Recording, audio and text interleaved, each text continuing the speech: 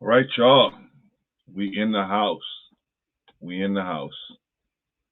How y'all Thursday going? Going good? Is it going good? Hopefully it's going good. My Thursday is doing okay. I'm glad everybody's in the building. You guys see the topic. Hopefully it's going good. Hold on. Doing okay. Hold on. Glad everybody's in the building. You guys see the topic. Got a little echo here. Hopefully it's going good. Hold on. Doing okay. Hold on. Glad everybody's in the building.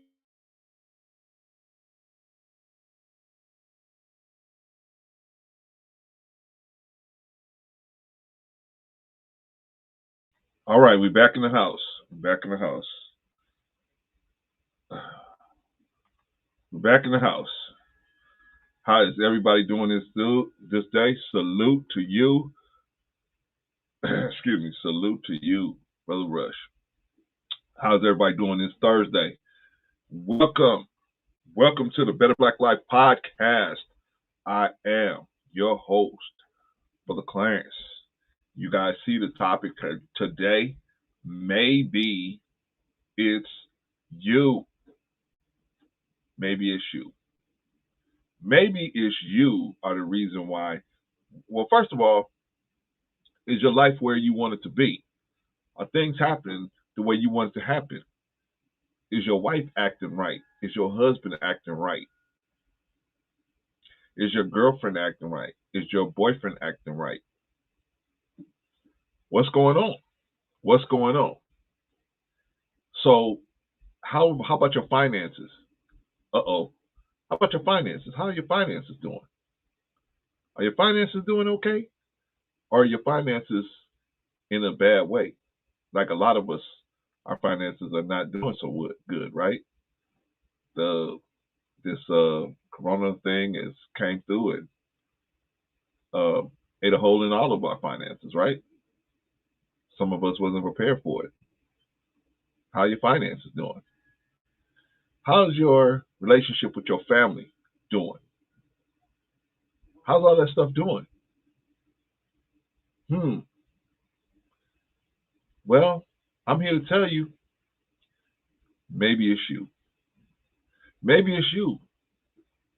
Maybe it's you. You are the reason why these things are not going the way you want them to go. Maybe it's you.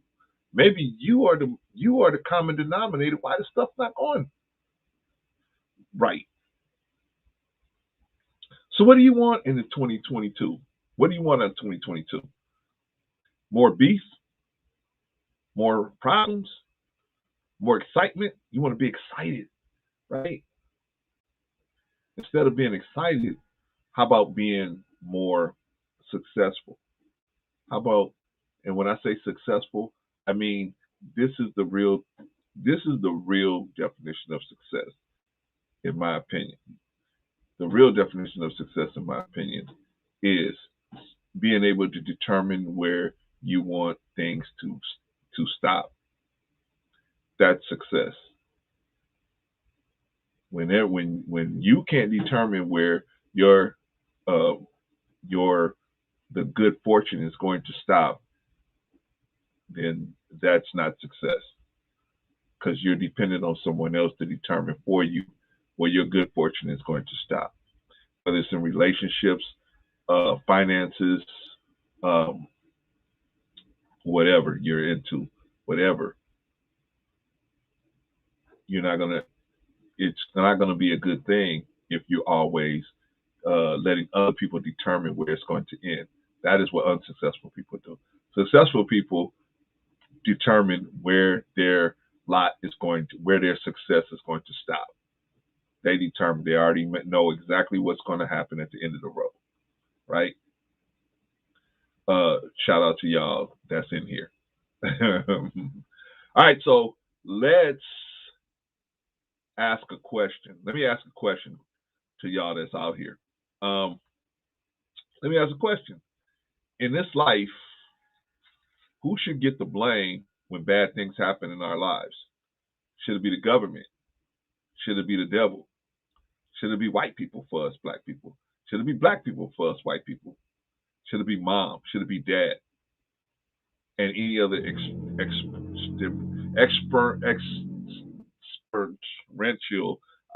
ex the word is leaving my brain. It's on the tip of my tongue, but I can't say it. So any other outside group from us, should we blame those groups or those people if things go bad for us? But who's to blame? Who's to blame? Let's look at something so we can get an idea of how really sad some of us can be. I mean, some of us have been there, but yeah, this is how sad a situation can be. I'm going to show you guys something real quick here, because we're getting right to it, man. We ain't playing no games up in here. Let's do it here. All right, so this is the young lady discussing about how broke she is. Hey guys, guess what? I'm so broke. Like, beyond. This is sad. I'll tell you what I just did. I just went into Lowe's Foods. I needed lunch. So what I did was I was like, okay, I have 60 cents in change. Then I have 77 cents on my card. Yeah, that's it. Because I don't have a job anymore, so I'm broke as a joke. And I was like, okay. Okay. How many of y'all living like this? I mean, it ain't nothing to be embarrassed about. We family. Ain't nothing to be embarrassed about. Ain't nothing to be embarrassed about. I remember one time me and my wife, we took my son to the doctor because he had something hanging off of his belly. He was probably 3 months, 4 months old. And my aunt told me, we were at my aunt's house at the time when we noticed it. And my aunt said, don't worry about that. That ain't no big deal.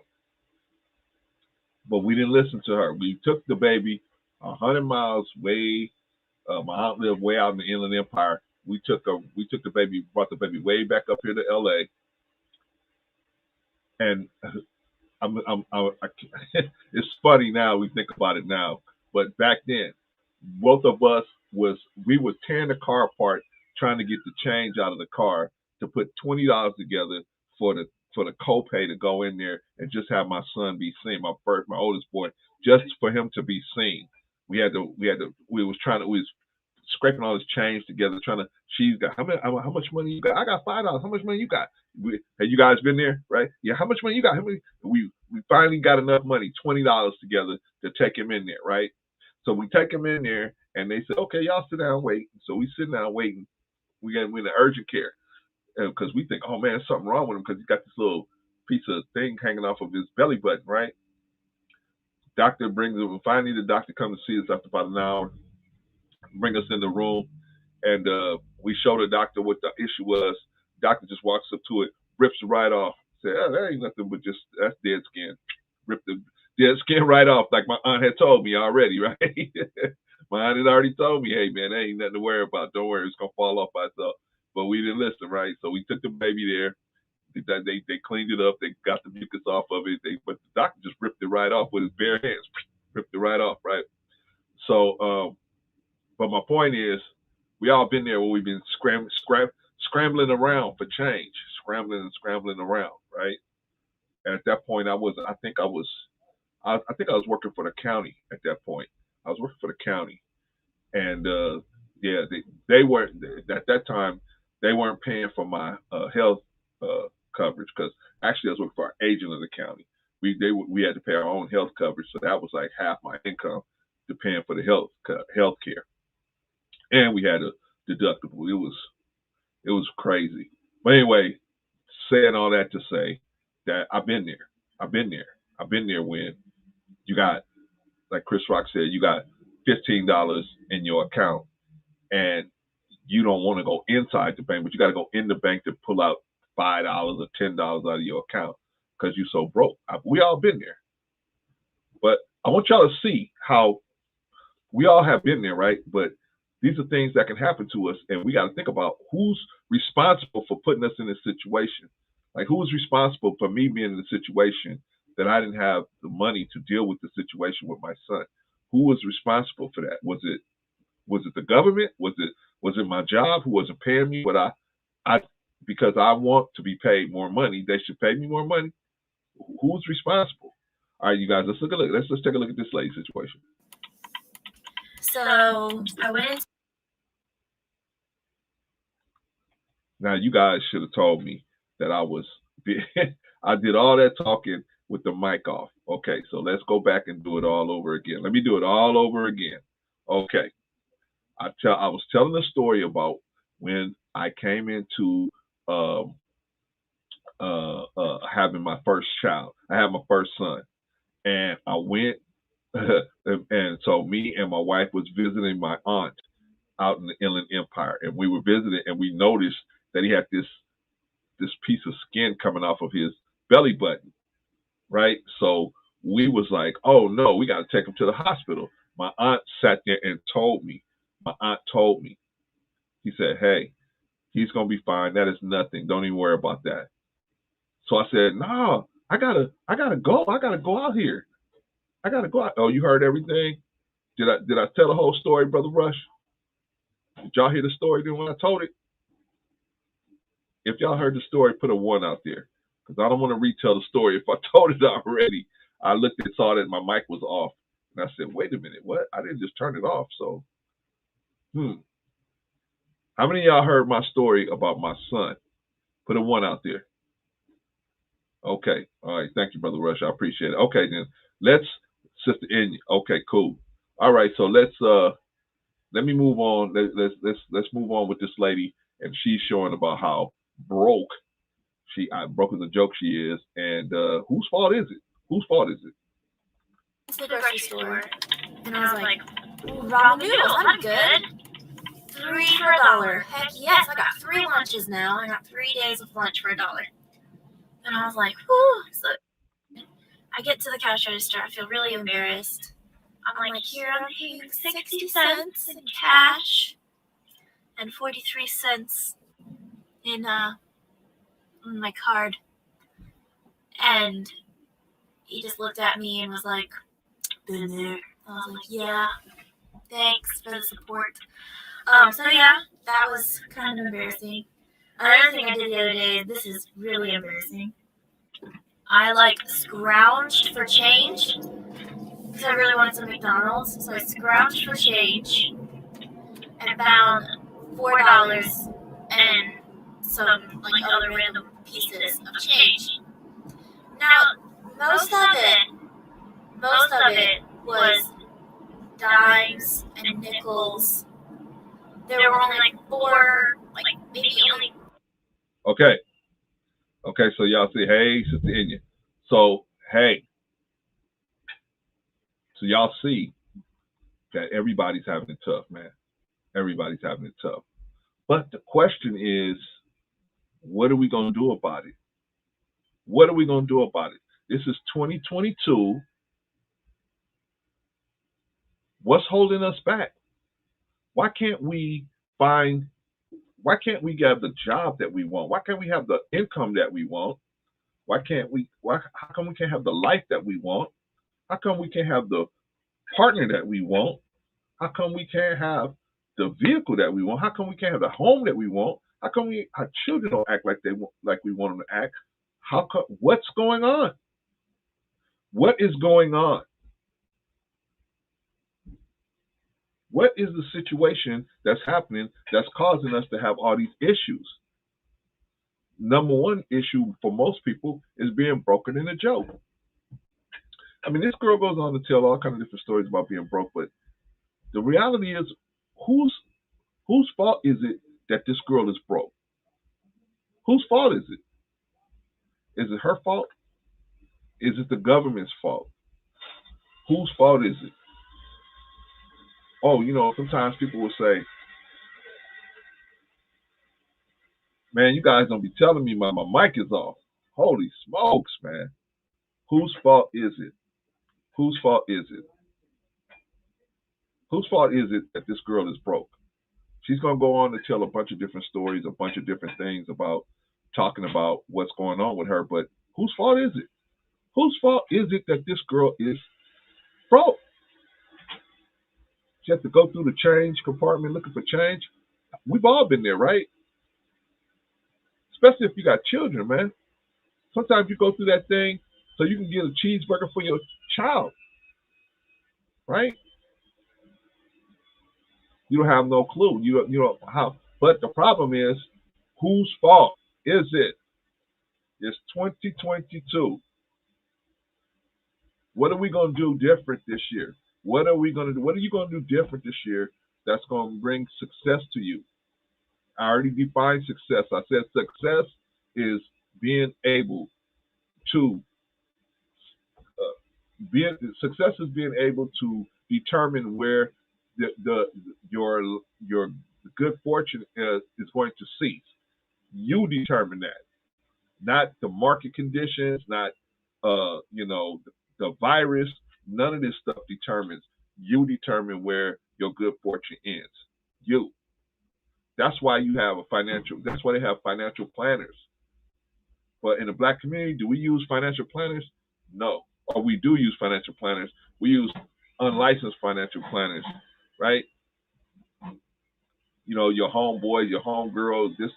I made a couple of dollars doing this. I made a couple of dollars in these EFTs or whatever, right? The grapevine is the financial plan in the black community. But the point is, you got to do something. Now, whenever we're in a situation that demands something different to happen, that involves change. That involves change. One of the components of change is mystery. Mystery is involved in change. Because see, that's what stops most people is the mystery involved in change. When you try to change something, salute Raz Girl, salute in Kenya, and salute Raz Girl. Salute to you, girl. Salute to y'all. Thank y'all for stopping by. Now, change. What I said. Whenever we need to, there's a difference between what we want and what we have. That's going to have change. My sister's in the house. OG Patrice. Greetings and salutations. Let me lay this thing down for OG Patrice, and then I'm going to call you up and have you guys come up here, and you guys can help me try to find out how we're going to change for 2022. But right now, let me lay the case out, OG. All right? All right. But glad to see you in the building as always, my sister. All right. So where was I? Oh, I said, oh, yeah. Okay, so whenever there's a difference between what we want, right? This girl wants to be financially secure. But the reality is she's not. So what is the difference? The difference between her reality and the difference between her desire is changes in the middle of that. Change. And change has an element of mystery involved in it, and that's what scares most people off is the mystery. See, I know I am complacent with my current condition, even though it's downtrodden. I'm complacent. I'm not scared. I already know. I know the points at which I'm gonna get scared in this point. I know this situation. I know, but if I was to go and get involved in trying to change it, failure might rear its ugly head in, and then I'll have a problem, right? Good to see you, Mr. Rucker, in the building. Good to see you in the building. Let's see. Mr. Rucker says the fire movement will change your life for the good. Okay, I don't know what the fire movement is, brother, but you let me know what that is, brother. We can discuss it. I'm gonna put the link out in a little while. I'm setting you guys all up. So change has like I said, change has mystery in it.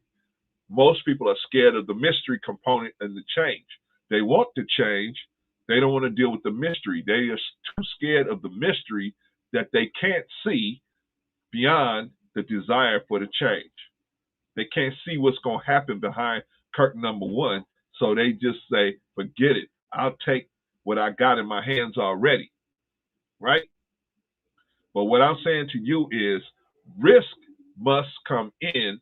We must utilize risk and be willing to accept risk for change for us to have a complete change. You must risk, right?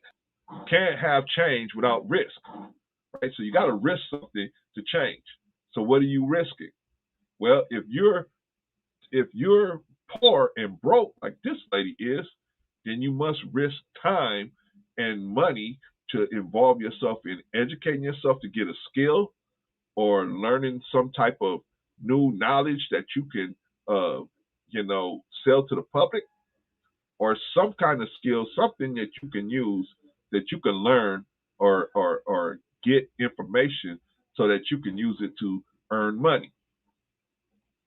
And you have to risk putting yourself out there to learn that information. You got to risk people saying, "Oh no, you ain't gonna do that. That ain't gonna be no good. That ain't gonna make no money." So you got a risk involved in there. Now we got to be willing to risk if we want to see change. We got to be willing to risk, right? This is 2022. The time for being broke is over. The time for being not speaking to your family is over. The time for you not, especially you black men, it's time for y'all not speaking to your children. You got children out there in foster care. Get your behind up and go over and visit them. Build a relationship with them. Build your life up and then go out and try to get them kids out of foster care. What are we doing? Man, I can't face them. I can't face them. Yes, you can. You can face them, but you got to get a higher power in your life. You got to get a higher power in your life. I'm not telling you what religion to do. You got to get with the best religion that's good for you. Everything is subjective. Do what's best for you, right? I had to learn that the hard way. I used to think Islam was the way for everybody. It's not. Everybody's not built that way. Everybody is not built that way. We gotta some people Christianity's gonna be a better way for them to go. Some people Islam's gonna be the way to go. Some people Judaism is gonna be the way to go. Some people Hebrewism is gonna be the way to go. It just depends on the person where they're at upstairs. We gotta go. We gotta do better. 2022. We got to do better. We got to do better. We cannot sit back and act like we don't see this stuff no more. You got children. We as black men, we got children in foster care, and we ain't even going to go visit them. We ain't trying to build relationships with them. We just letting orphanages and foster care take our children. Well, it's on the mother. The mother's supposed to be taking care of them kids. Yeah, you're right. She is. But what are you doing? What are you doing, brother? See, that's why, brother, man, that's why people don't want to come to Brother Clarence. Brother Clarence is going to tell you the truth, man. I'm going to tell you the truth. We need to this is 2022. Feeling sorry for ourselves is not getting us anywhere. Not taking no action is not getting us nowhere. We got to keep pushing the program. Shout out to Sister OG Patrice and the ADOS community. They just keep pushing the program. Keep pushing push the program. Everybody may not agree with you, but keep pushing the program. We're going to keep pushing the program. We got to be searching for improvement. And when we're searching for improvement, we got to be saying to ourselves, what's holding us back? And what's holding us back is the mystery component of change. I think for most of us. Now, there's some of us, laziness is keeping us back. Laziness is keeping us back.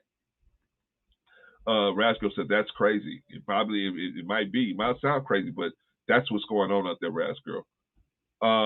Ms. Rucker says, it stands for financial independence, retire early. It's living off your investments instead of working. Hey, you know what success is, Mr. Rucker? Being able to make the decision to do what you want to do. Whether you got if you got investments to live off of, cool. If you want to do that, cool. But if you want to work, some people like working. Some people like what they do, right? Some people like being at the boys' club. Some people like, being out. They like it, right? That's success. Success is doing what you want to do, not what you got to do. That's success. You can do what you want to do. You got options on the table. Oh, I don't really have to work. I can go to work if I want to, but if I don't want to, it's not a big deal. Not no big deal. I got investments that could carry me and my family. Okay, that's where you want to be at.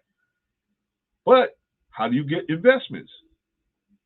You got to have disposable income to have investments. How do you have it? You can't have disposable income when you live in paycheck to paycheck, which is most of us are living paycheck to paycheck. You got to put yourself in a position where you got disposable income so you can put some money away for retirement. Because all of us have to realize that day is coming. A day is going to come where you're not going to be wanted in the job market. I'm 53. If I was trying to get the job I have right now, then there's no way they would hire me, even though all of that equal employment, all that stuff, all that, but they would take one look at me and they would never hire somebody at my age to do such a physical job. Never. Coming right out of the gate? No. They hire young guys for what I do, or what I train guys to do now. I don't work in the field like that anymore. I'm a trainer now, but back then, at this age, they don't hire guys this age to go do stuff like that. But that's what I'm saying. You got to recognize that we have a certain, as people, we have a certain shelf life as far as in the workplace to be working a job where you're going to work for a company and they're going to pay you a livable wage. You could go work at Walmart, but that's not going to be a livable wage. That's going to be something where you can just get out of the house. You see them old people working at Walmart, a lot of them. I used to work with this old white guy. Shout out to, I forgot that dude's name. I forgot that dude's name. I work in the electrical industry, Brother Rush. I train people to go up to poles and go out and deal with electrical equipment. I train people how to do that safely, brother. So, shout out to IBEW.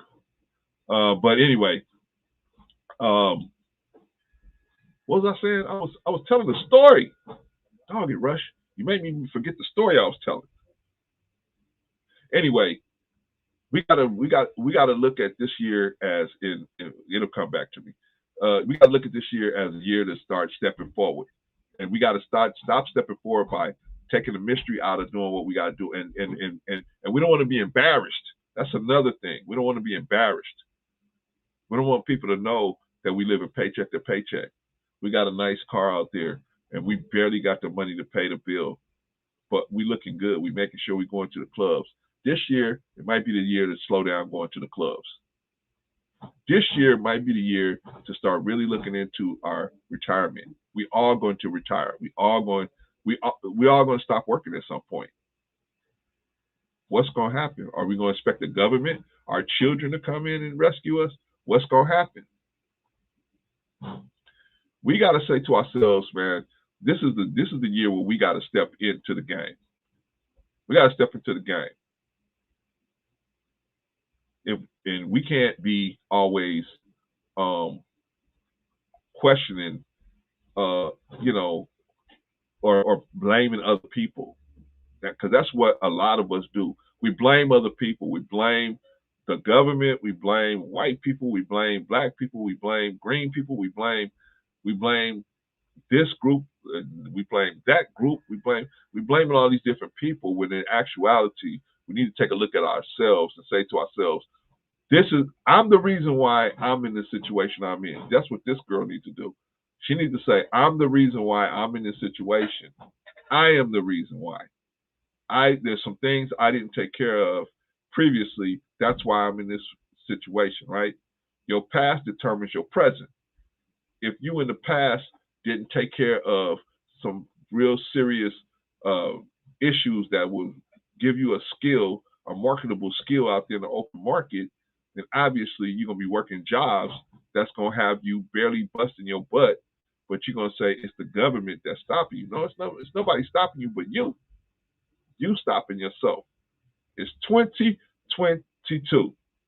2022. It was 2022.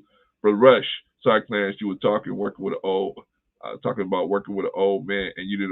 There you go. Thank you, brother. Thank you. I appreciate you for bringing that back up, brother Rush. I used to work with this old white man. Remember, shout out to him. I know he's passed away by now because this was over 30 years ago, 30 something years ago, and we were security guards. I was going to school, so I had like 3 jobs. One of them was I was a security guard. So anyway, I was a security guard, and so me and this older white fella used to be security guards at this post. I forgot who was I think they made lenses for the federal government.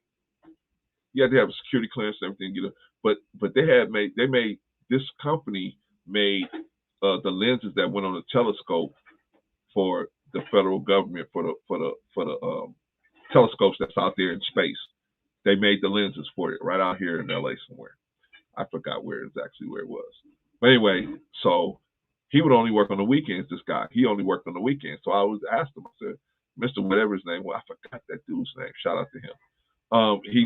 I said, hey, man, how you gonna make it, man? He had an old beat up car. And he would come in and he'd do his hours, and he would say.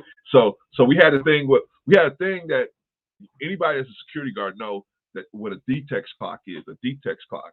What a DTEX clock is, what they do is they put keys all around the whole perimeter of wherever you're supposed to be guarding, right? They put keys, and you got to carry this big clock, like big Flavor Flav clock. And what you do is every time you go to one of those keys, you put the key in there and turn it. And what it does is it records where you were exactly at that particular time, right? This is before cameras and everything. You walked around with a DTEX clock. So now you put the key in there, and then you go to the next part where the next key is, and you put the key in there, and so they could see where you were at the different times all over right when they look at the paper. Anyway, so he would always say, "Hey," I'll take the Clarence. I'll take the clock out there because he wanted to walk. He used to exercise. So I said, "Cool." So one of the times we were sitting down eating lunch or whatever, I said, "Hey man, how come you only work?" I see everybody was at this company trying to get hours. Everybody was trying to fight for all these different hours, right? And so he would never scream for hours. He would never ask for no hours. And I was like, "What? Why you don't want no hours?" I mean, if I could ask, you know what I mean? I knew him like that. So he said, "Man," he said, "I get my Social Security, I get my pension, I get this. If I work 1 hour over the little bit of hours I work, they're going to take all that away from me. And so I can only work these hours. Plus, it gives me time to get out of the house, and my wife can miss me a little bit. And then when I come back, everything's better." I said, "Oh, okay, I get it." But see, I didn't know his personal situation. I thought he was struggling. This dude had a big old house out here in Gardena, big old house. His wife was driving a nice brand new car. He had another car. He just was driving so raggedy car to the job site. So you never know you never know what another person going through if they don't sit down and tell you, right? But the point is, what happened was he had worked for the federal government for about 30 years, and he had a pension. He had all this stuff going on. He had put money away, annuities, he had all this stuff going on. Plus, he was getting his little Social Security. So he was like, "Hey, man, I don't want nobody to touch nothing that I got going on. So they say I can only work this many hours a week. This is the only many hours I'm working a week. That's it." Cool. Meanwhile, I was struggling, man. I was trying to figure out what I'm going to do, right? But the point is, I had to make some changes. And I ended up eventually getting into a university because I felt like, man, I had the intellect to do better. I got the drive to do better. The only thing that's stopping me is the mystery behind what's going to happen when I actually enroll in the university. I did that, and I didn't die. Okay. Ended up getting 3 jobs up there, right? It was cool because I worked for a company called Foot Locker. I did that. Then I worked at the gate. Now what you do is you just put the dollar in and you get the little ticket, right? But I used to work at the booth where you actually had to hit that little switch and the little arm will go up and the arm will go down.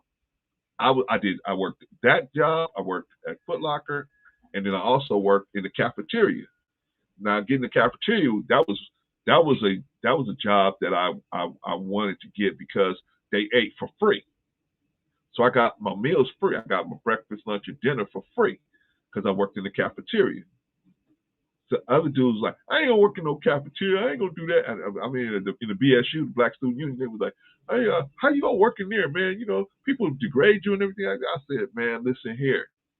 You get 3 squares a day for free. So I did that job. I had no problem with it because only the rich kids ate in the cafeteria, but they would bring food back and they would play games and they would talk ish and all that. But I just would look at them and laugh because I knew I'm eating for free. Anyway, long story short, gotta think about what you're doing. You always gotta be calculating what you're doing.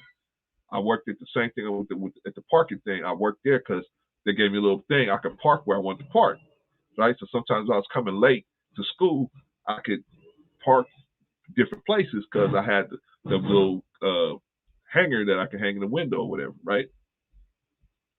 So I tried to be calculating about everything that I was trying to do at the time. Anyway, but that's not us today. That's today. What are we going to do today? What are we going to do today? Now I'm gonna put the link out. Because I got some questions for y'all.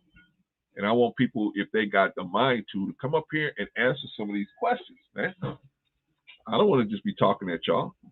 I want everybody's 2022 to be better. Not just mine. I want everybody's 2022 to be better. So let's y'all, whoever got a mind to come up, let me ask y'all a question. Let me move on to some questions I got for y'all. You know me, brother. I got some questions. Question number 1. Has blaming others and waiting for others to change been successful in the past for us? And if so, when? That's a good question. You got to look at your life. In my life, I can tell you about my life. My life, me looking at other people saying it's your fault that this happened and it's your fault. And my boss firing me. I've been fired from a couple of jobs. My boss firing me. Was that, whose fault was it? See, sometimes when we get fired, we don't think about, man, I obviously did something. I mean, in most cases, it's us. If you get fired, it's you. You ain't doing something that they want done the way they want it done. Right? So how are you mad at them for firing you when they keep telling you, hey, you're not doing this right? You're not doing it. I had a job. I worked for a company called what's it called? AFSA. It was a student loan servicing company. It was a company where, you know, the student loan you got from the government, the company I was working for actually sent out the letters to you. At that time, it was letters. Ooh, we talking over 30-something years ago. They sent letters to you. Hey, your loan has now been taken over by such and such a company. We are the company that's servicing it. You need to pay this much. This is how much you got to pay. This is who you paying, and this is how much you owe. This is your balance, and everything. We sent them letters out. Not we. They sent them letters out, right? Because I was getting at the time trained to work there. I was getting trained to work there.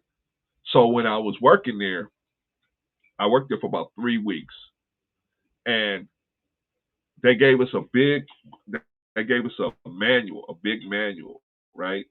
I was probably one of the youngest people working there. I was 18, 19, 17, 18, 17 or 18. One of those two. I wasn't 19 yet. I think I was probably about 17, 18. So I was one of the youngest people working there. But they gave me a shot. I guess they liked me in the interview. They gave me a shot. So they gave us this big not workbook, but what is that book? The book they give you when you first get hired. The manual. They gave me the manual, right? They gave me the big manual. And so what we would do every night, we were supposed to go home and we were supposed to read the manual. We were supposed to read the manual and be ready for the test the next day, right? But what did your brother do? What did your brother do? I would get off of work because I think we work from 7:30 to about 3:30, I think. So yeah, 7:30 to about 3:30. And I think in June or July or something like that. Right? Employee handbook. Thank you, Sister Patrice. It was the employee handbook, right? So I got hired about in June.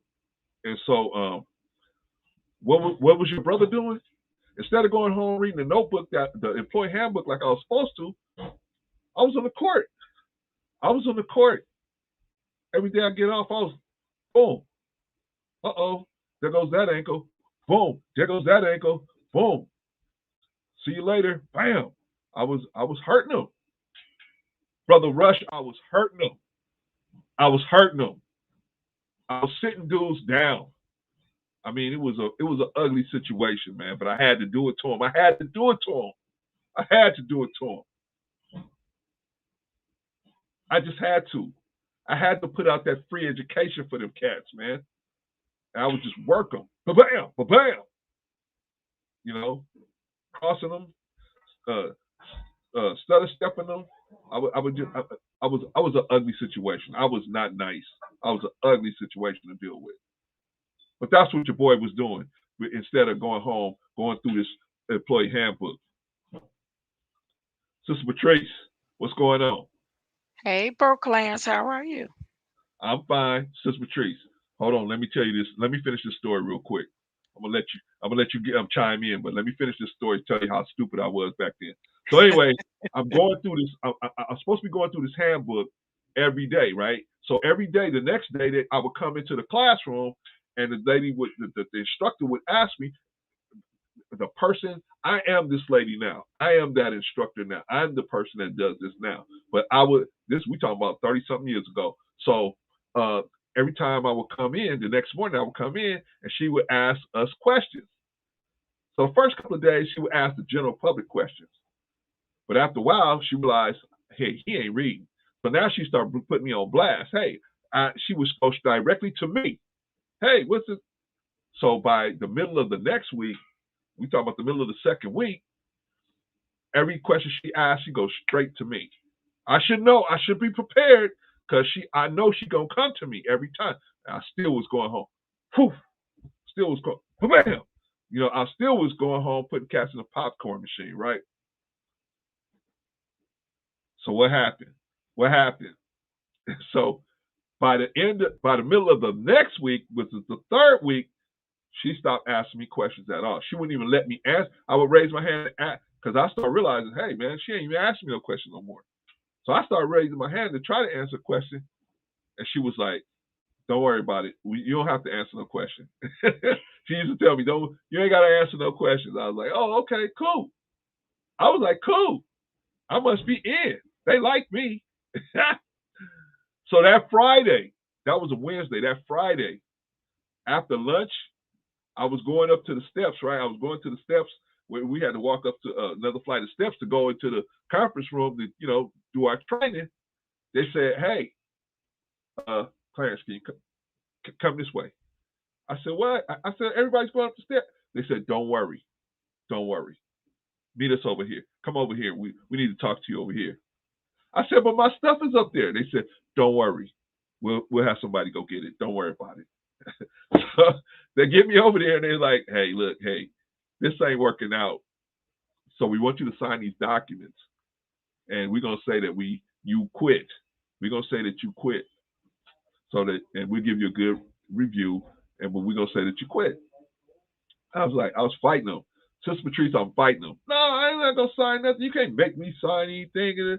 So they're going back and forth with me. Yeah, you got to sign it. You got to. I was like, I ain't got to do nothing. Can't make me sign this. It's a Friday. All of a sudden it occurred to me. I was like, what am I doing? I live at home. I don't need this job. I'm just trying to work. I'm just trying to do stuff that my father told me to do, which is you got to have a job. But I don't need this job. This is it. I can go home and right now I can go home. What am I doing?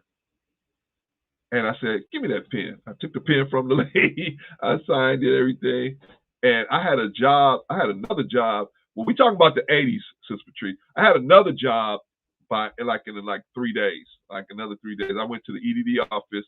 That back in the day, Sister Patrice, see, you too young to know about this. They used to put the jobs on a 3x5 card and post them on a bulletin board, right? And the job you wanted, you had to take that little thing off and take the card to the lady, and the lady went and got you the information about it, right? But see, I'm that too was young back. to know about that. And Yeah. you way too young, girl. I'm You don't know too about. You don't young. know I'm nothing too about that. young. You don't know nothing about that. Yeah, so I'm trying to explain. I'm trying to break it down. So that's what happened to me on that gig. But you know what? I at first I was mad at them for about a week or two. I was mad at the people. I was like, man, they fired me. How could they do that to me? Then you know what? I had to realize it was me. It was me. I just wasn't paying attention. I just knew I didn't fulfill my obligation. What was they supposed to do? Keep letting me stay there and keep having me around and paying me for not doing what I was supposed to be doing? I mean, that's what I'm trying to say. It's 2022. We got to move forward. We got to improve. We about improvement. I bring my sister up here because I know she's about improvement. I know all of my people in the chat, y'all about improvement, or y'all wouldn't be here to listen to us talk about these things, such topics, right? Sister Absolutely. Patrice, Yes, sir. How how you are you, doing, brother? how are you doing, and what are we gonna do about improving in 2022? Man, I don't know. I don't know about nobody else, but I know every day I'm working on me. Every day. I Right, have to. I have to. I have I have a lot on the line, you know. right, I think if we pay attention to you know, ourselves and the things that that we aren't doing and that we know we should be doing, and we put some urgency behind it like we do a lot of things that we probably don't have any business doing. I think we'd probably be better off. right. um you know, sometimes we put things off, we procrastinate, you know. I know I've been guilty of it for sure, but you know, especially over the last 2 years, it's like you can't blame others. If you're not getting up off your butt doing what you need to do to make your life better, you can't blame your husband, your wife, your children. Like, you can't. It's all you. Like you said, it's all you. So, you know, it's about, as they keep saying, it's about accountability. If you I know mean, you've been wanting to go back to school, you need to right. go. If you know you've been wanting to get a better job because you hate your job, you hate getting up in the morning, going to a horrible job with horrible people and a horrible about, like, we the only ones can change that. I know I've been in those positions before, Yes, you know, ma'am. Me and too. yeah, you know, so yeah, absolutely. So the only way you're gonna change is when you change your situation, and only then will it change. And you the only one can change that. Can't nobody else do it for you. So All right, Sister Patrice. This is this is how I got into university. Because I realized it was me. It was me. I was the issue that was holding myself back. So I decided to put my. I said, you know what? There was a brother. I was going to junior college. There was a brother that was in charge of the minority recruitment for this major college, and so you know how they have at junior colleges they have these college days where colleges from all over come over and they recruit from the people that's there, right? And so I was one of the students that was there, and so I went to that recruitment thing just to see what colleges was coming out there. It was a pretty big names, right? So I said, oh, okay. So it was a brother from one of the colleges, and he said, hey man, he said, hey, if you willing to do the work, if you're willing to do the work, we got a program that we can get you in. We can get you in if you're willing to do the work. He said, are you willing to do the work? I said, yeah, I'm willing to do it. I'm willing to do it. By that time, I had realized my mistake with the opportunity I had working for that loan servicing company. I had realized it was on me. I realized by myself. So I was like, yeah, I'm willing to change my life because I know this is something good to be get this education. So brother said, okay, I'm tell you what I want you to do. I want you to write me a 50-page essay on why you want to come here. Write me the 50-page essay and have it in my office by this time. Mm. I'm like, what? I thought you could just pull the switch. I'm thinking in my head like that. I didn't say that out loud, but I thought you could just pull the switch, right? I was thinking like everybody else. I'm black, you just gonna make it happen, right? I said, no, I've been there and done that. I mean, now I see what he was getting at, but like I've been there and done that. You know what I mean? I'm not gonna Right. go ahead and do that and put myself out there like that. Hold on, Sister Patrice. All right, y'all. Video I cooked just came up. Let me shut this down. Thank you. Yeah, so he was basically saying, I want to see how much you want it, because I ain't gonna put my neck out there for somebody who just gonna come in and then use the system. So I had to write that essay. I had to get it to him, and he read it and he was like, yeah, this is what I was talking about. But see, I had to do some work. I had to realize it was me. I had to put the effort into trying to make it work. Right. Now I got a question. I have the question for you, Sister Patrice, because you probably been there. I've been there. Has blaming other people and waiting for other people to change been successful in the past for you? And if so, when? Absolutely not. One of the best cases in study was my own marriage. Okay. Yeah, I had set a plan when I was married. My husband and I told this story before for me to move to Vegas. He knew that my dream was to be in a major production show. We had set plans, a 5-year plan once we got married to move out there. And 5 years came and went, and then I stayed an extra 2 years after that, waiting on him. Right. And at that point, I was like, if I don't do this, it's not going to ever happen for me, right? I can't keep procrastinating, missing opportunities, So I went on ahead of him, and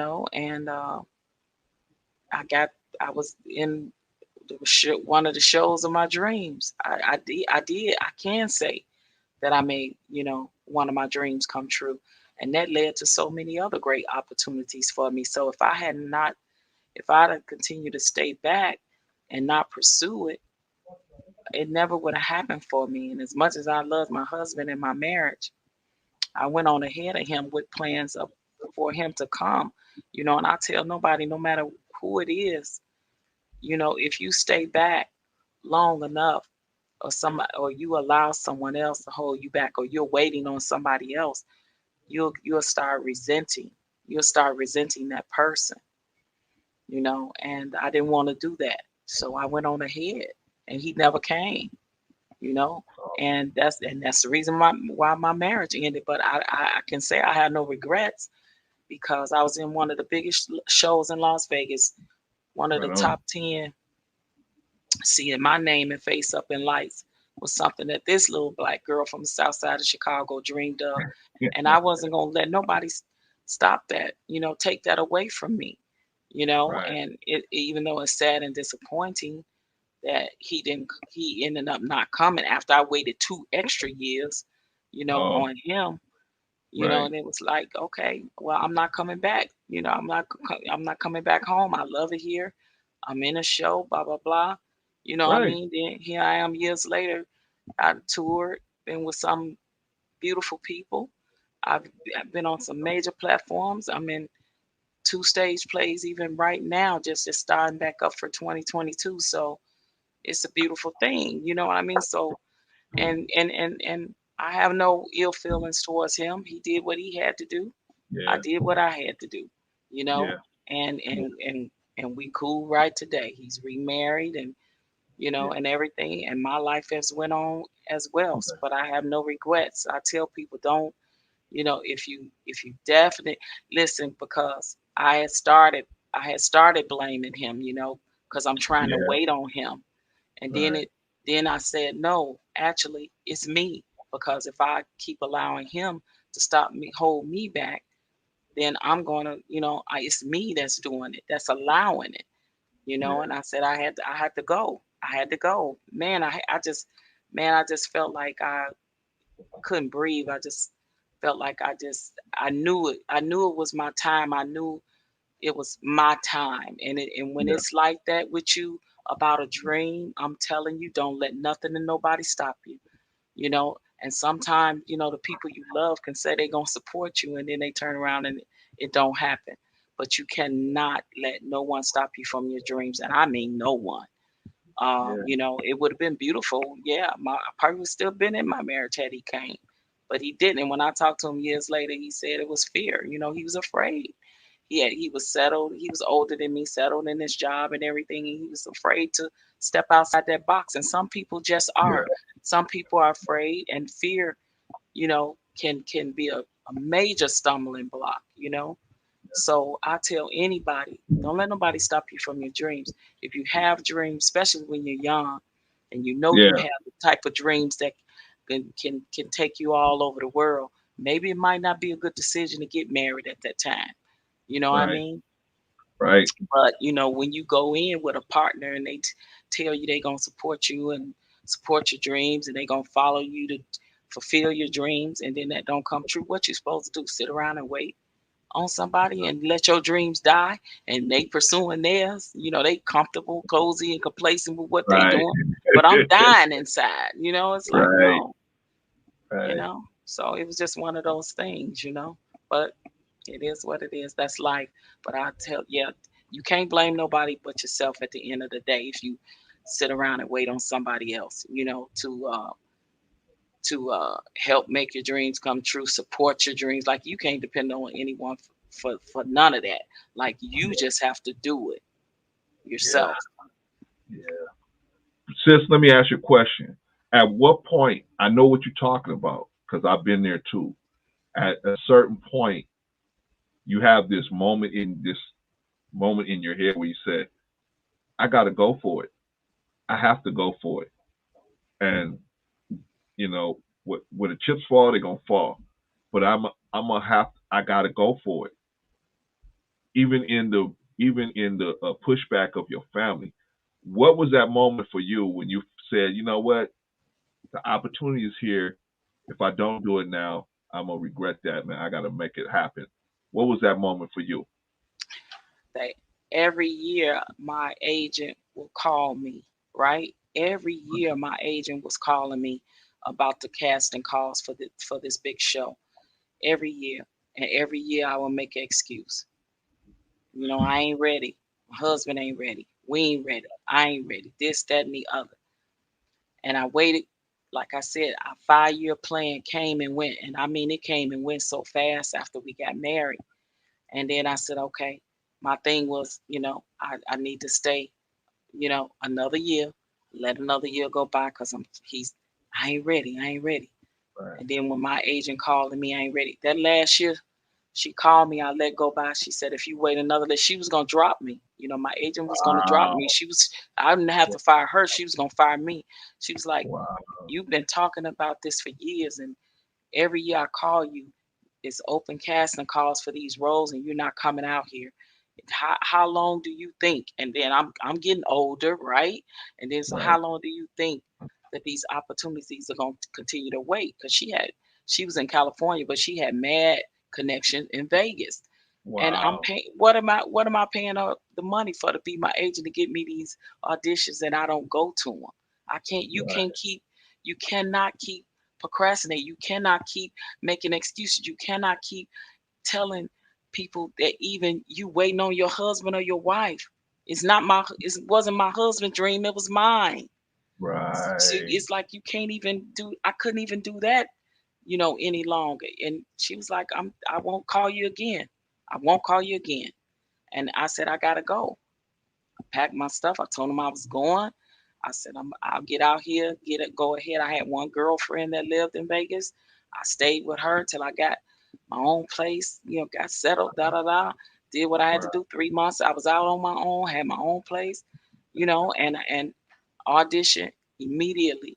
Blew them away, Right. blew the house down. Immediately got, listen, I knew it was in me. I Right. immediately got the audition. Anytime the owner of the show was all the way back in the back room, I tell this story.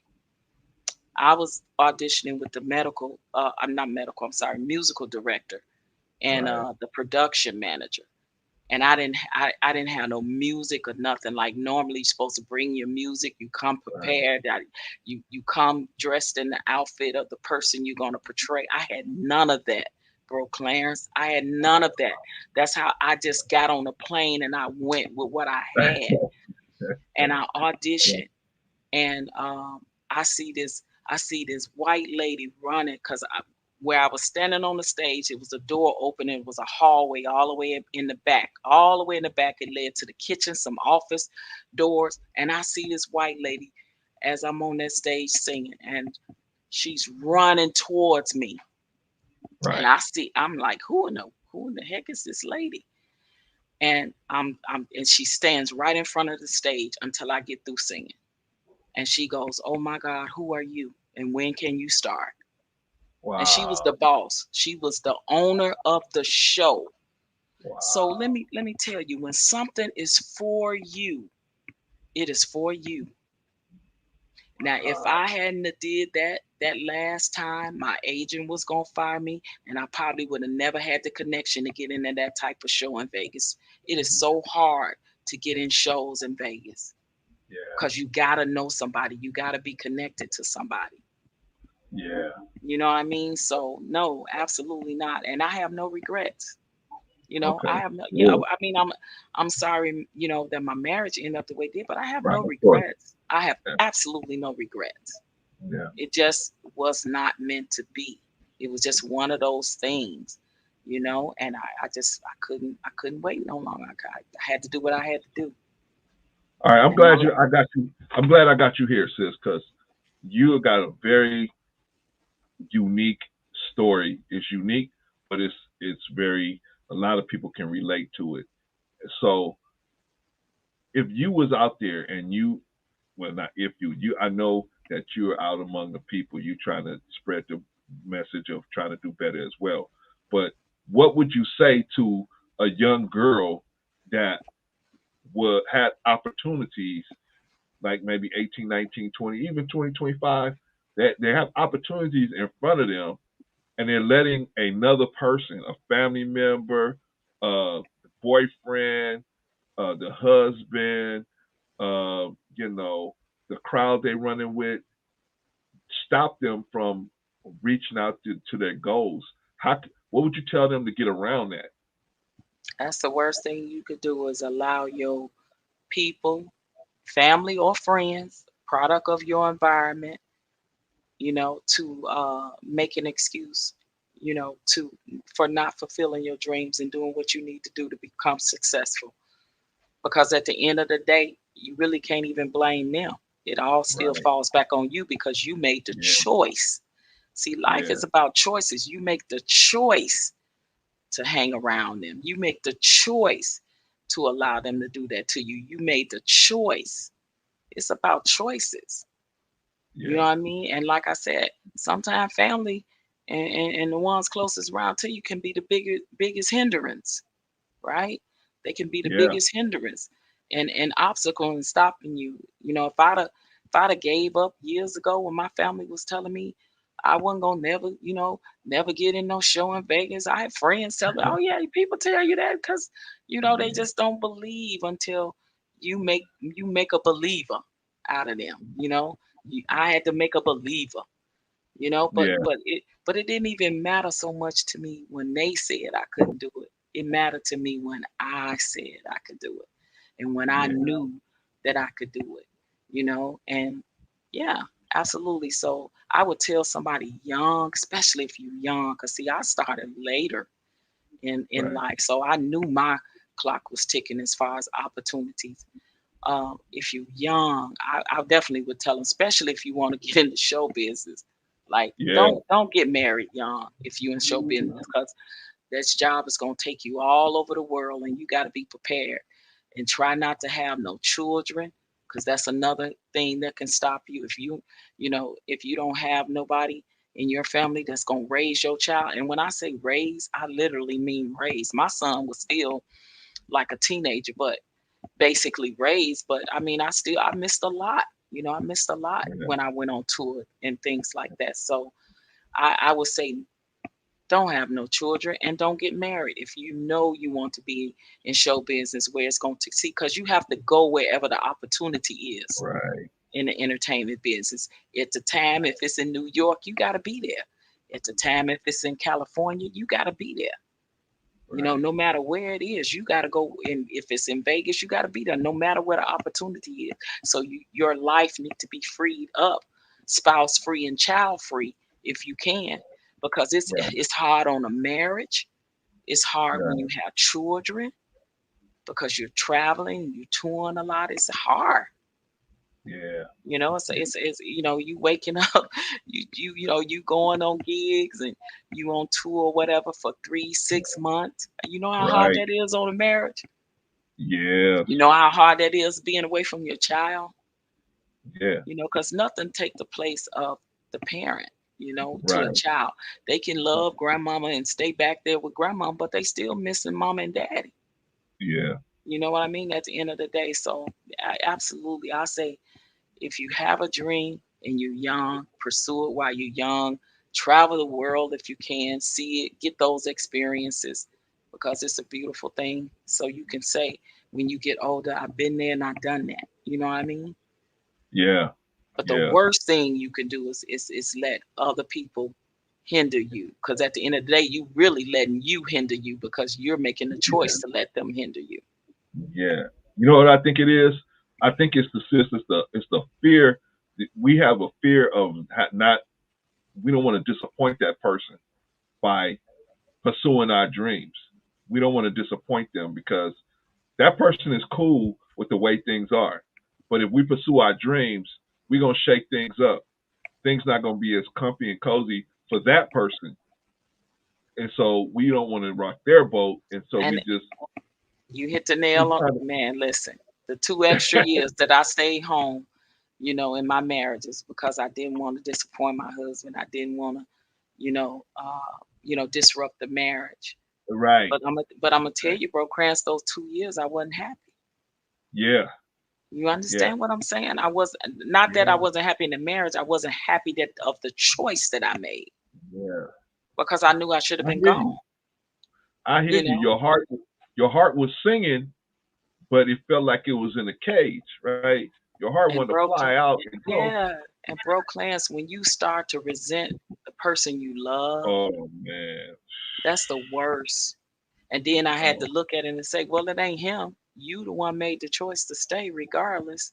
At the end of the day, then I was like, I can't blame nobody with me, because I right. stayed. I made the choice to stay those 2 years. So yeah, Right. Right. absolutely.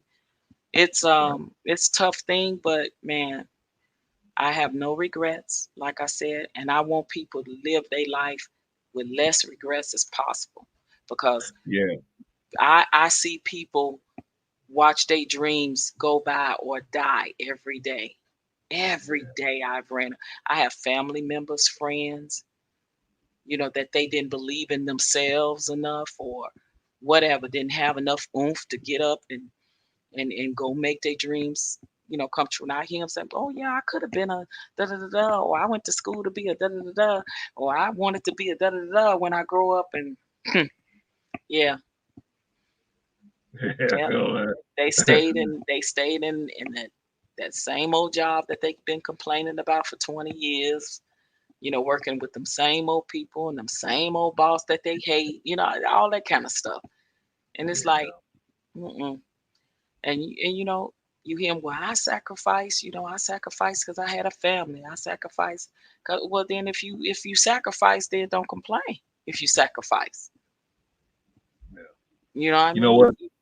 I hear you, sis. I hear you. And you got to forgive me because when I got you, I'm gonna try to get all of it out of you. I'm trying to get the. I know Hmm. you got so much good stuff. I try to get what I can out of you. So I'm asking you all these questions, sis. Yeah. Um, when now, if what do you think? Because in my opinion, I talked about this earlier before you came on. I talked about that people. The reason why most people won't change. Some people won't change because they just lazy and they complacent and they're comfortable where they're at. But most people are not going to change because change involves a element of mystery. There's an element Hmm. where you don't know if you're going to land. You don't know if you're going to make it, right? Hmm. And you don't want to be embarrassed or you don't want to have to recover from it or whatever. Now, my Funny you question to said you, that. my question to you, sis, is what makes a person say, F it? I'm gonna do it anyway. Like for example, when I went out to put that stuff out to the college, that college was 45 minutes away, and it was Hmm. I was gonna be leaving my house, the security of my home. I didn't know exactly where I was gonna be living. I didn't know exactly how I was gonna be paying my rent. I didn't know exactly. I had no rent to pay because I had no place to live. But I just knew this was an opportunity I couldn't, and I just put everything out of my head. That's what I did. I just said, forget it. I know on the other, if I complete this mission, it's gonna be greater later. I'm asking you as a female, what was it that you said, man, or made you say, you know what? Or did you have to deal with that? Did you have to deal with, I don't have no place to live, I don't have nothing, what's going on? I mean, Listen, Linda, listen. Oh wow. I only told a few people this story, but I don't share because I hope that appreciate, that somebody can get something out of it. appreciate you. During a period of time after I that show ended and I started working a regular job, Okay. and I was gone from my one girlfriend because I only had one girlfriend that lived in Vegas at the time, All right. and the show was on hiatus, so I was working a regular job. I always had to make some money to hustle, but Right. then I lost that job, Man. and I thought I was gonna have to go back home with my tail between my legs. And that's the uh, worst thing when you go back home man. between your tail Yeah, between your legs and you gotta hear people say, I man. told you so, I So told you. black Or, people will or I let knew it wasn't gonna last, or that type of thing. hey, sis, let me tell you something about black people. I know you don't know too much about black people, but so let me help you a little tell you something about black people. Black people will let you know that you messed up. Oh yeah, They will let for you know sure. with a Especially your quickness. family and your friends. They can't wait to rub it in your face. Listen, I just knew. I said I can't, I can't do it. My girlfriend had moved away. I didn't really know anybody that well. I had met this couple. This couple, I never get right to the day. I call them my brother and sister from another mother because they Caucasian couple. Right on. It's a couple that came to my show, and they, Uh-huh. they grew very fond. They was very supportive of me. They were like they started off like fans, but they ended up being friends. Right. And I was talking to them. They had took me out to eat after the show one night, and I was talking to them. I said, the show is about to go on hiatus. I done lost this other job. I was like, I might have to go back home. Now I had only been knowing this couple probably about 2 months. Do you Right. know that couple told me, you ain't got to go back home. We got a room. It's yours, Yeah. rent free Yeah. until you get on your feet. Yeah. It's people don't do shit like that no more, bro No. class. No. When I No. tell you that couple was so kind to me, and I'm still friends with them right to this day, and I will always be indebted to them for that because I really would have had to go back home Right. because money was running out, opportunity had ran out, and then as soon as I think I stayed with them probably like 3 months or something, and my Right. phone rang again, boom, and there's another job. You see what I'm saying? But if I'd have went Right. home, if I'd have went home, I'd have missed out because I'd have been way in another state trying to get back again, and it could Yeah. have been a missed opportunity. So I Yeah. think that, my steps was ordered already and things was supposed to happen exactly the way that they did. And Yeah. once I did that, I didn't look back. And then I got Right. in this stage play. Then I got that opportunity that caused me to get this opportunity. And then just it was like a snowball effect. So yeah. Yeah, But yeah, man. I That, was definitely in that position where, you know, twiddling the thumbs and don't know what to do. I mean, I knew I could have went back home. It wasn't like I was homeless or anything, but I was pretty much would have been homeless if I would stayed in Vegas because I didn't know nobody. I right. didn't know nobody but that one couple. And for them to open their home to me, it was like, we got an extra room. You can crash. We don't want you to leave. We know you're gonna get another show. You gonna get another gig. We love you and we gonna support you. Just when you get on your feet, it's all good. Other than that, don't. And husband had a big old truck and moved my stuff from out of my place into their place. And then when I moved into my own place, they moved me back into my own place. You Wow. see what I'm saying? Yeah. So it's good people in the world. It is good Yeah. people, and every Yeah. every show I ever had that they wanted to go to, I made sure they had front row seats Right. because I'm Right. forever indebted to somebody that do something Yeah. like that to me because they didn't have to open their home to me. I could have went Yeah. back home with my tail between my legs, you know, Yeah. and Yeah. hearing that blah blah blah blah blah Yeah. from the family. Yeah. Yeah. You know your folks, man. They'll let you know, man. You know what I'm saying? Welcome back. Yeah, I ain't want to hear them. Yeah, Yeah. you left your marriage and you left your husband for this, and look what happened. Yeah, because that's what people do, right? They wanna do that, Yeah. and just rub it in Yeah. your face or whatever. But yeah, I Yeah. didn't I didn't look back after that, and here we are, 15 years later. Man, that's a beautiful story. You know what? That see something like that happened to me because, like I was,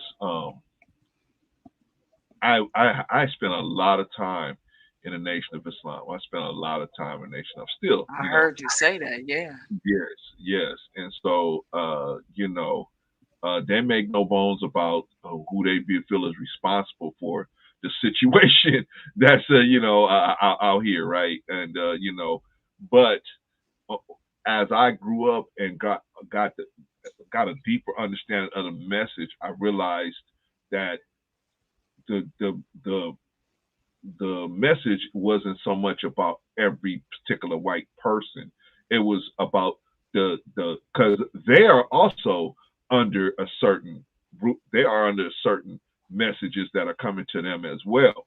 See, Hmm. but I had to get to a deeper understanding of what was the message was being taught, right? Because when you first come in, you under the misunderstanding that every white person is this evil person and don't even It's associate your with them. enemy and yada Yeah, yada. yeah, Yeah. yeah.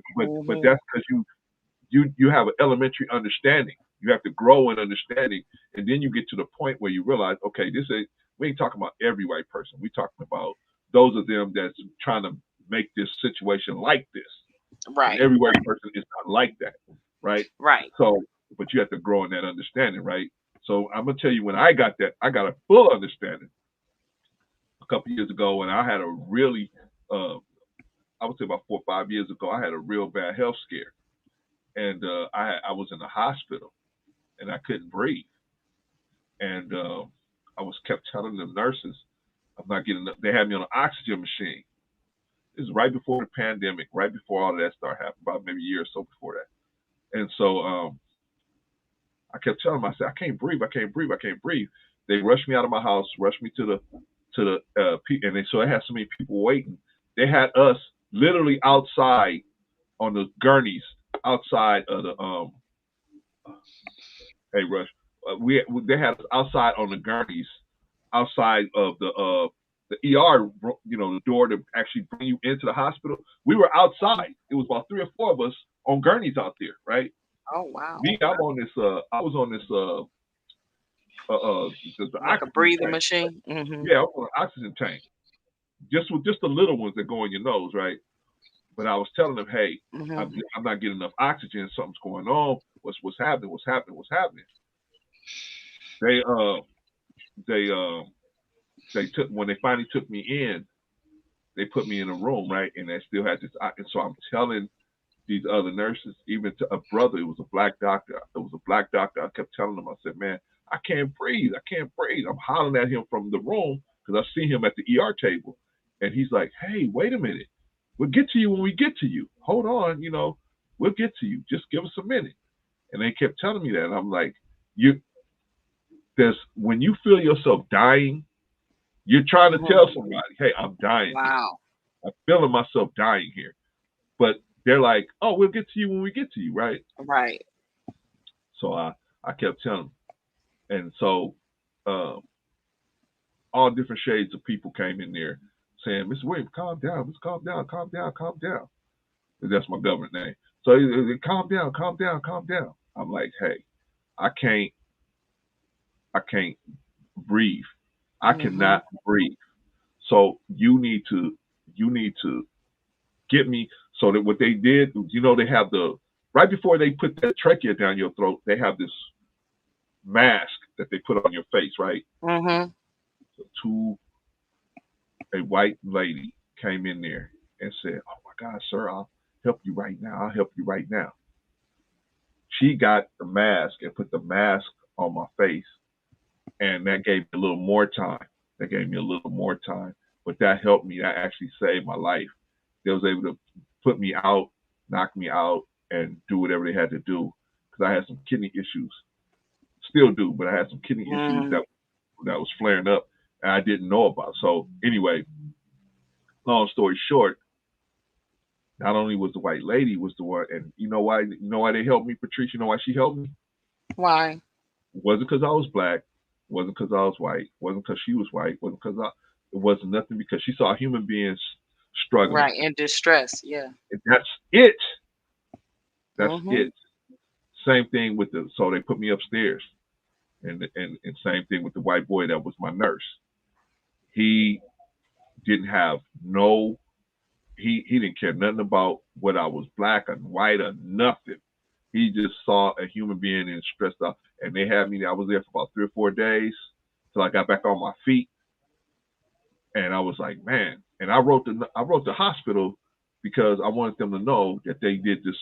They did good.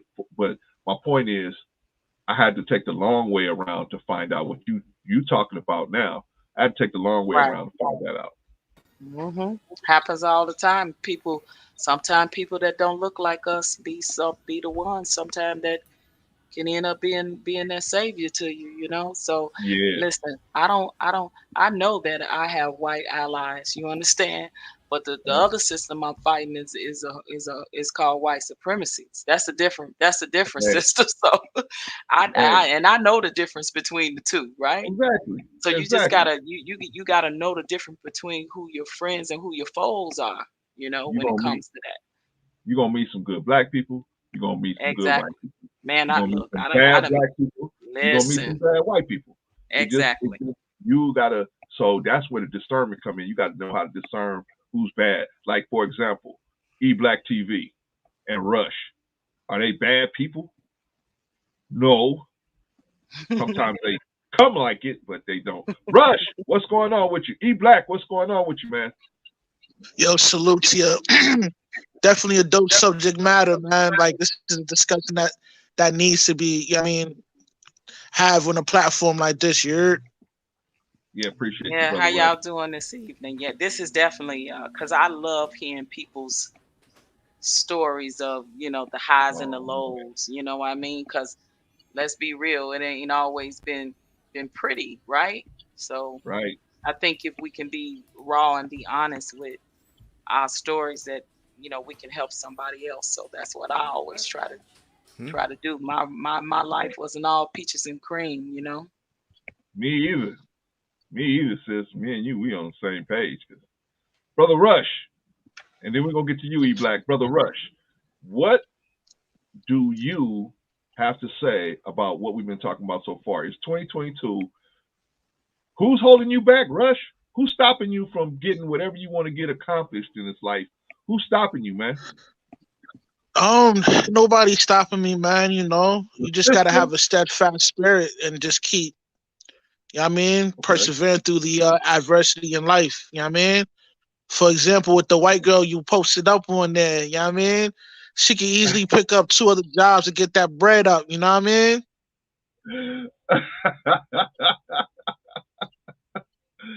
I mean, man, you know what?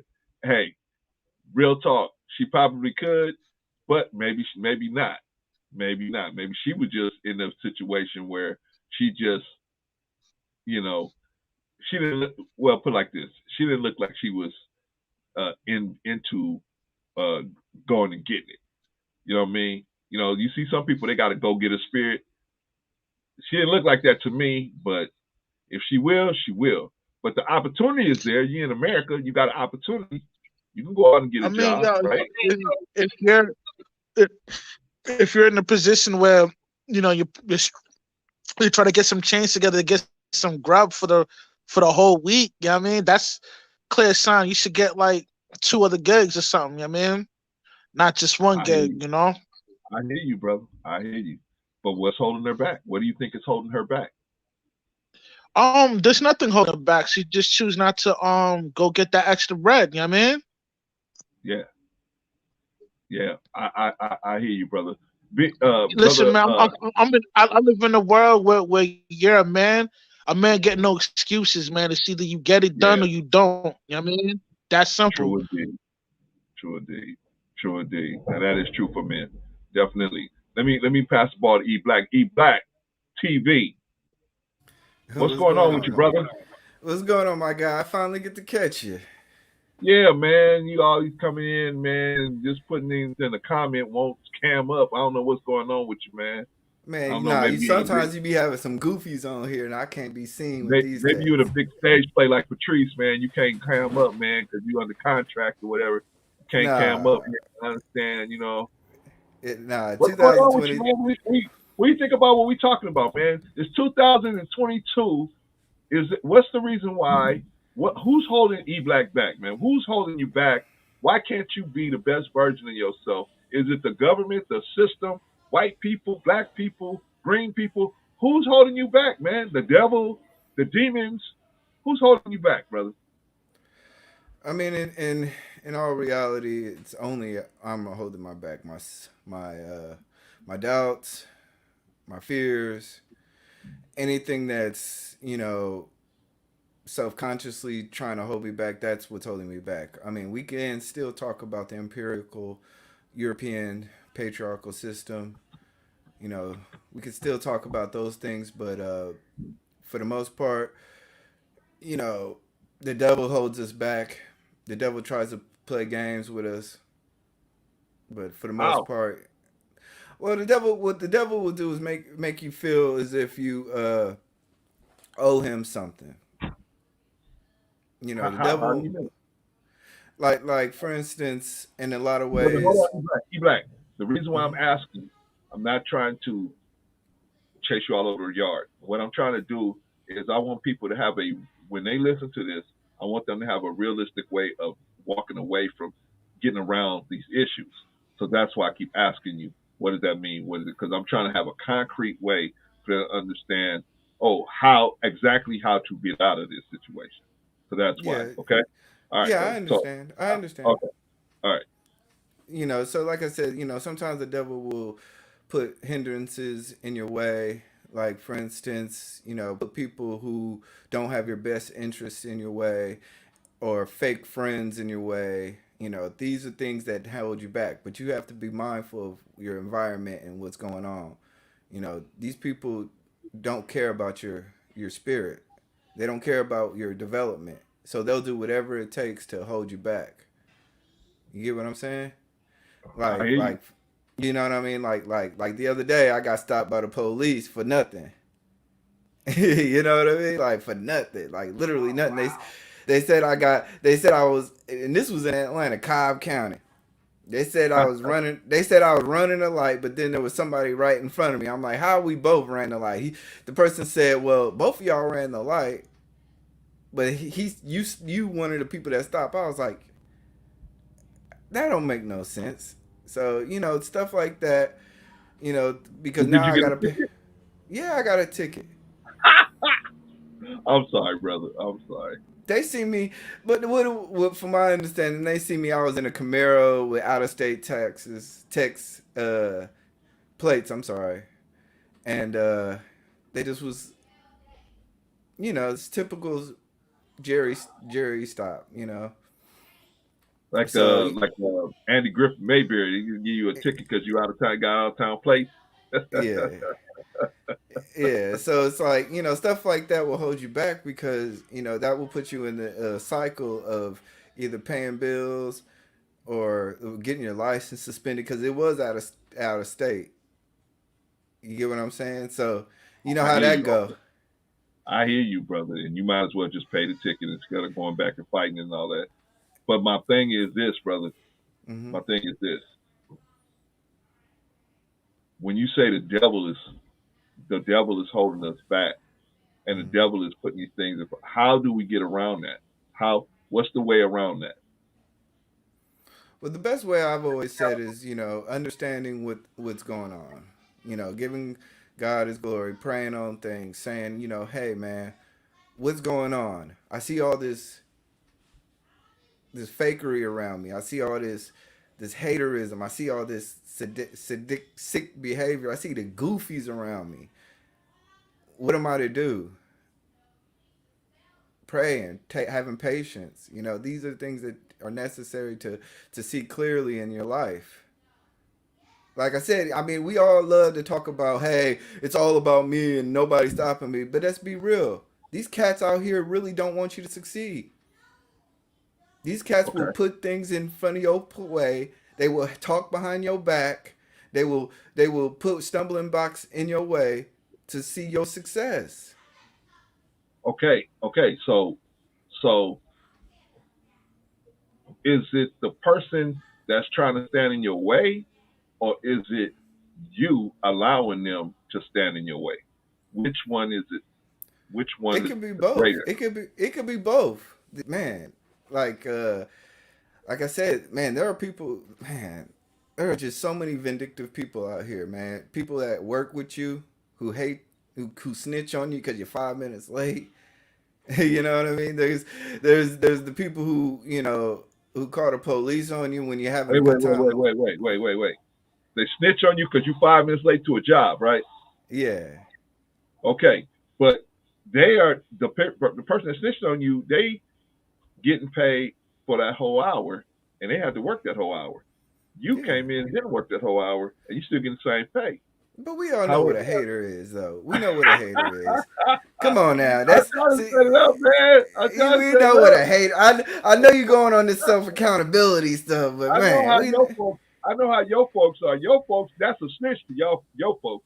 Your folks say, "Hey, man, you a hater. You a yeah, hater." yeah, Because you know why? Because I think, hey, if you come in late 5 minutes late, I ain't gonna trip on you. Why you tripping on me? Right? That's how most of us think, right? It was hard enough for us to get into this company, and now you're gonna trip on me because I came 5 minutes late. If you came 5 minutes late, that's how most of us think, right? But there's some of us that's be like, no, E Black should have been here at 8 o'clock. It's 8 o'clock. It's yeah, 8:05. Boss, E Black ain't here yet. Some of us trip like that, yeah. right? But whose fault is it that you wasn't on time? Of course, it's my fault. Of course, That's of my course, point. My of point is course. we got to look at how we doing things, man, and see how we doing them, so that we can get them get so we can get them to be a better situation. It's Yeah. 2022. The time for games is over. I got Hmm. some questions for y'all. Y'all thought y'all was just gonna come on the Let's Talk Better Black Life podcast, and y'all was just gonna it was just gonna be a hug fest. No, got some Now we questions know for you y'all. always got questions. uh, There's not going to just be a hug fest today. All right, y'all. Mm-hmm. So my second question is, what are the major differences in self-accountability between successful people and not so successful people? Now, myself and Patrice, we gave some stories, but Patrice, I'm gonna pass the ball to you first. Um, what, in your opinion, are some the differences in self-accountability? In other words, what how, can you tell that poor people or unsuccessful people don't hold themselves accountable while rich and successful people do hold themselves accountable? How can you tell? What are the major differences you can see? Well, I think one of the number one things is laziness. I think that is the number one thing that is a difference between a person that's holding themselves accountable um, to be successful as opposed to the one not so. Most people that are successful never were lazy people. They always were go getters. They always would get up and go get it. Lazy people, nothing come to them. Mm-hmm. When they sleep, don't nothing come to them but a dream. But you can have a dream if you're not lazy. You can go and make your dream become a reality. That's the difference. Right. You know how they say if you don't work, you don't eat. Right. So if you don't get up and go get it, how you gonna feed yourself? And if you don't feed yourself, you can't feed your family. And then that's self accountability. This is true. And when it's people in the world that don't do that, then those are not so successful people. This is true. What? My humble What? Yes. What we were taught in the nation that Caucasian does not make, white man doesn't make excuses for his failures.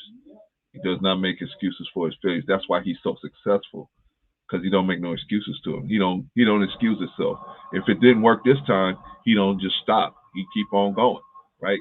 That's how come he was able to build such a forward moving society mechanically, right? So we was taught that. So, and not to say, oh, but it was to say to us, hey, we need to be the same way. Don't make no excuses. I'm black, I can't do this. I'm short, I can't do this. I'm a girl, I can't do this. I'm a boy, I can't do this. Whatever. Don't make no excuses for yourself. That's what we was taught. But I see the differences in people that have a success. And when I say success, I mean they're able to navigate through the world the way they want to, whereas unsuccessful people are not, right? Patrice, you was talking about how you was, sitting in a house with a man, or sitting in a house, sitting in a situation with a man you love very dearly, but at the same time, your heart had a hole in it, right? I was doing the same thing. I was out there at a junior college, and I was looking at the same faces every semester, saying, "Damn, man, I need to get out of here, man, because if I stay here, I'm gonna be just like these idiots, right? They just sitting around the quad talking to the girls all day." And so I had to make that move to be successful. But like you say, like we were talking about, success involves a change, and change involves an air of mystery. People are scared. They don't know what's behind. Remember we used to watch a show called The Price is Right back in the day. Y'all all too young to remember that show. I think it's still on now. Price is Right. And they would say, Yeah, Drew you can Carey. take. I think Drew Carey's the host Oh, now. okay, yeah. You can take what you can take what we got here now, or you can take what's behind curtain number one. And you don't know what's behind curtain number one. Curtain. It might not be nothing behind curtain number one. Mm-hmm. You don't know what's back there. So sometimes people would just keep what they had in their hands, and then they find out it's a boat back there, or it's a trip to the Bahamas or whatever. Brother Rush, what what are major differences in self accountability between successful and not so successful people, and based on your Um, observation? the difference is one has consistency and the other is not consistent. You could be a hardworking brother, but you're not consistent.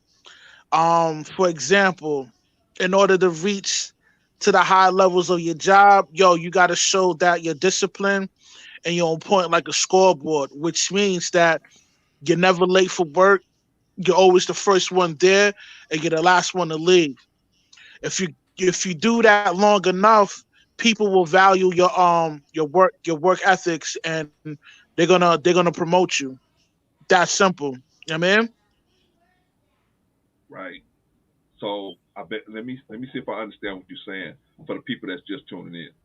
You're saying that you got to create value for yourself by being able to uh, show that your worth to the people that are looking for your efforts to be able to capitalize on your efforts. You got to show them that your worth, right? Right. Anybody could Okay. work hard, man, but you got to be consistent, man. Yes. Man, the Yes. guy that's hard working and that's consistent, he's definitely gonna outshine the other hard working dude. Yeah, man. I hear you. See, that's what I was gonna get at, Rush, because consistency is not. It's being consistent at the right things. That's what's going to make you win. Is being consistent at the right. Because if you consistently laying on the couch, you may not get nowhere. The job ain't gonna come knocking on the door like Rob Harris used to say. Ain't gonna be no job knocking on the door, right? It's not. You gonna It's not that. Not in that sense, but in the sense of you're already working for a company and you're never late. You're the first one there and you're the last one to leave. Whether right, if it's a sales job, a corporate gig, or a blue collar job, you're always on time and you're doing what you're supposed to do. You don't complain. You handle your business. You know what I mean? right, And right, like, yo, right. anybody could work hard for a company, man, but are you consistent on the things that the company wants you to do? You know what I I hear mean? you. There you go. And There you. not everybody gonna feel what I'm saying because you know what I mean? It's kind of harsh, but as long as you remain consistent, somebody's gonna want to work with you. Somebody's gonna want to promote you. You know? Exactly. And not Exactly. only not only that, not only working hard, being disciplined, and always being consistent, but you got to be able to big factor. You gotta be able to hold relationships with other individuals and all that. You gotta be able to network, and you gotta be able to be cutthroat when it's time for you to be cutthroat. You know what I mean? Right. Right. These all come Right. into play when you want to be successful and you climb up the ladder. You know what I mean? If you want to be a working man, you want to do normal things, man. You know what I'm saying? It's not meant for you. You know what I mean? Go ahead, be a worker, do what you're supposed to do, and remain stagnant. But But if you're a is that man of still not substance, you trying to successful? climb up. Is that still not successful? Being a working What, what, man, providing for your family, putting I, food I on the mean, table. that's I wouldn't call that success. That's what you're supposed to do. Get a job and provide for your family. That's what you're But supposed to do. most people in this world don't do that. That's the point. Most people. The fact of the matter is that providing for your family is actually a rare thing in this world. Most of this world is Nah, it's actually in not. poverty. It's Most of this world is in whatever information poverty. you get it. Whatever. What? You Most of know, this you know, world is in America's probably one of poverty. the. America's one of the most richest countries you could live in, man. Oh, okay. How So we're how is talking that? How is about America in poverty? we're talking about America. I thought we were talking about the world. Now I think we're talking about just us in America with the opportunity, Yeah. Okay, I agree. because we can't blame people that don't have the opportunities to do it.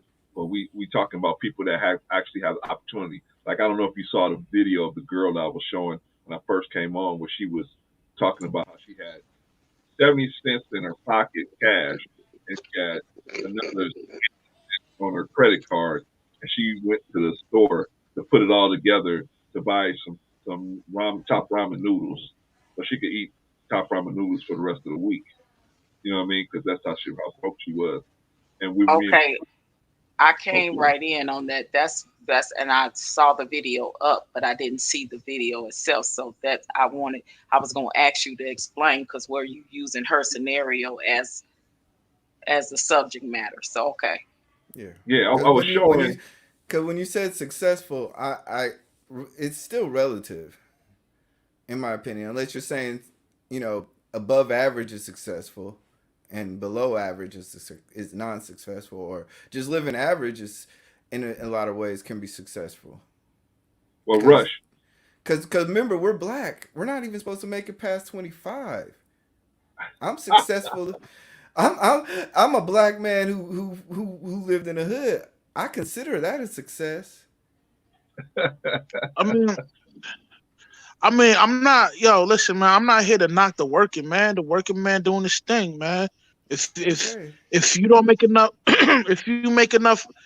if you make enough working a normal job to provide for your family, yo, big ups to you. You're doing your thing. But some people want to strive for more. You know what I mean? And the information that I'm s- giving out, that's how you get it done. You know what I mean? Always be consistent, man. There's a book called the Compound Effect. Like, yo, every little move you make, it counts, man. You know what I mean? Mm-hmm. And consistency allows you to do that, to get those things done. That's what I'm saying, man. No disrespect to the working man, and no disrespect to the man that don't have a job. You know, I'm just saying this is what it is. You know what I mean? That's all. Yeah, I agree. I agree. I was just push. I'm being devil's advocate. Yeah, yeah, yeah, yeah. No, no problem, Yeah, Eli. no, and I get both angles. Of course, Because sometimes, I'm sorry the not to cut you off, but hmm sometimes we over romanticize the upper half of middle class and top 10% as if all of us are in that situation, and then we don't realize that, hey, middle class is actually successful. right, and I get both sides of the pendulum because let's look at your average American family now uh, during these times. Is it the same as it was 5 years ago, 10 years ago? So a lot of people are saying that the middle class might soon be obsolete in a minute. That you're gonna either be wealthy or you're gonna be poor, Yeah. because the middle class person is the one that's getting taxed the most, losing the jobs the most in certain instances. The American dream is, yeah, that the middle class is we're the pinnacle of what keeps the pendulum moving in America because we the working class. There's, you got your working class people going to the 9 and 5s every day to make this world go round and to provide for their families at the same time. But at the same time, on the same token, I understand that this is the richest country in America, and why are so many people poor and homeless at the same time too. So it's both ways. It is, and that part is problematic for me because there's no way that should be. How can you live in the most wealthiest country in the world and there's so much homelessness and poverty that's going on? But that's a whole nother subject, Yeah. right? So when you talk about the successful people and the non-successful people, is because those people always were the one, even though they may have held a regular job and been considered middle class. They bust their butt working after the hours on the weekends to do that little extra stuff to get that money. Maybe want to start their own little side business or hustle. So it's that little extra, right? It's always going the extra mile, but it's very tedious. It's backbreaking. We call it hustle. Grew up calling it a hustle. You got to hustle. You got to hustle. You got to hustle. But I think we the only race of people that take pride in hustling. I think we the only race of people that take pride in getting it from the mud. We the only race of people that take pride in picking yourself up by your bootstraps and all of that. And to me, it's kind of crazy because it shouldn't even have to be that way for our But let race me of let, people. let It's me not ask you that way this. for a lot of other race of Let people. me Why it got to let, be, well, we know the reason why it is, but it just, it just it's sort of like an oxymoron to me now when I hear people say it. It's like, why do we glamorize the, I got it from the mud, I hustle, like Well, it really well wasn't supposed to be that way. Do you know that? yeah, but let me ask you this. Let me ask you this. I have a family member. She has 2 children. Um, she pays her bills. She's kids are clothed. She don't ask for the government for nothing. Is that successful? Repeat it again. I'm sorry. I have a friend. Is she I have single? say what? Is she single? Yeah. Okay, go ahead. Finish. Okay, go So ahead. she has 2 children. Hmm. She clothed them. They dress well. They go to school. They handle their business. She don't ask nobody for nothing. She owns her own vehicle. Is that successful? Um, I think to a certain extent, but That's the I'm point I'm trying to make. See, right, we're right. But we're I'm that's the point I'm trying to the make. fact People. that right, I get it. No, that's why I say I got both sides. I got Russ side and I got your side, because people look at her and say, "Well, she doing her thing. Here out here as a single woman, providing for her 2 kids. She got her own ride. She don't ask nobody for nothing." But I bet you, at the end of the day, when that sister closed her eyes and lay down, she's tired. Part of her is frustrated because of the fact that she's doing it by herself and in that situation in and of itself, what I'm saying, is the oxymoron, if you will. Mhm. So yeah, I mean, it's two sides of the coin and how we looking at it. I don't know. I had an epiphany of,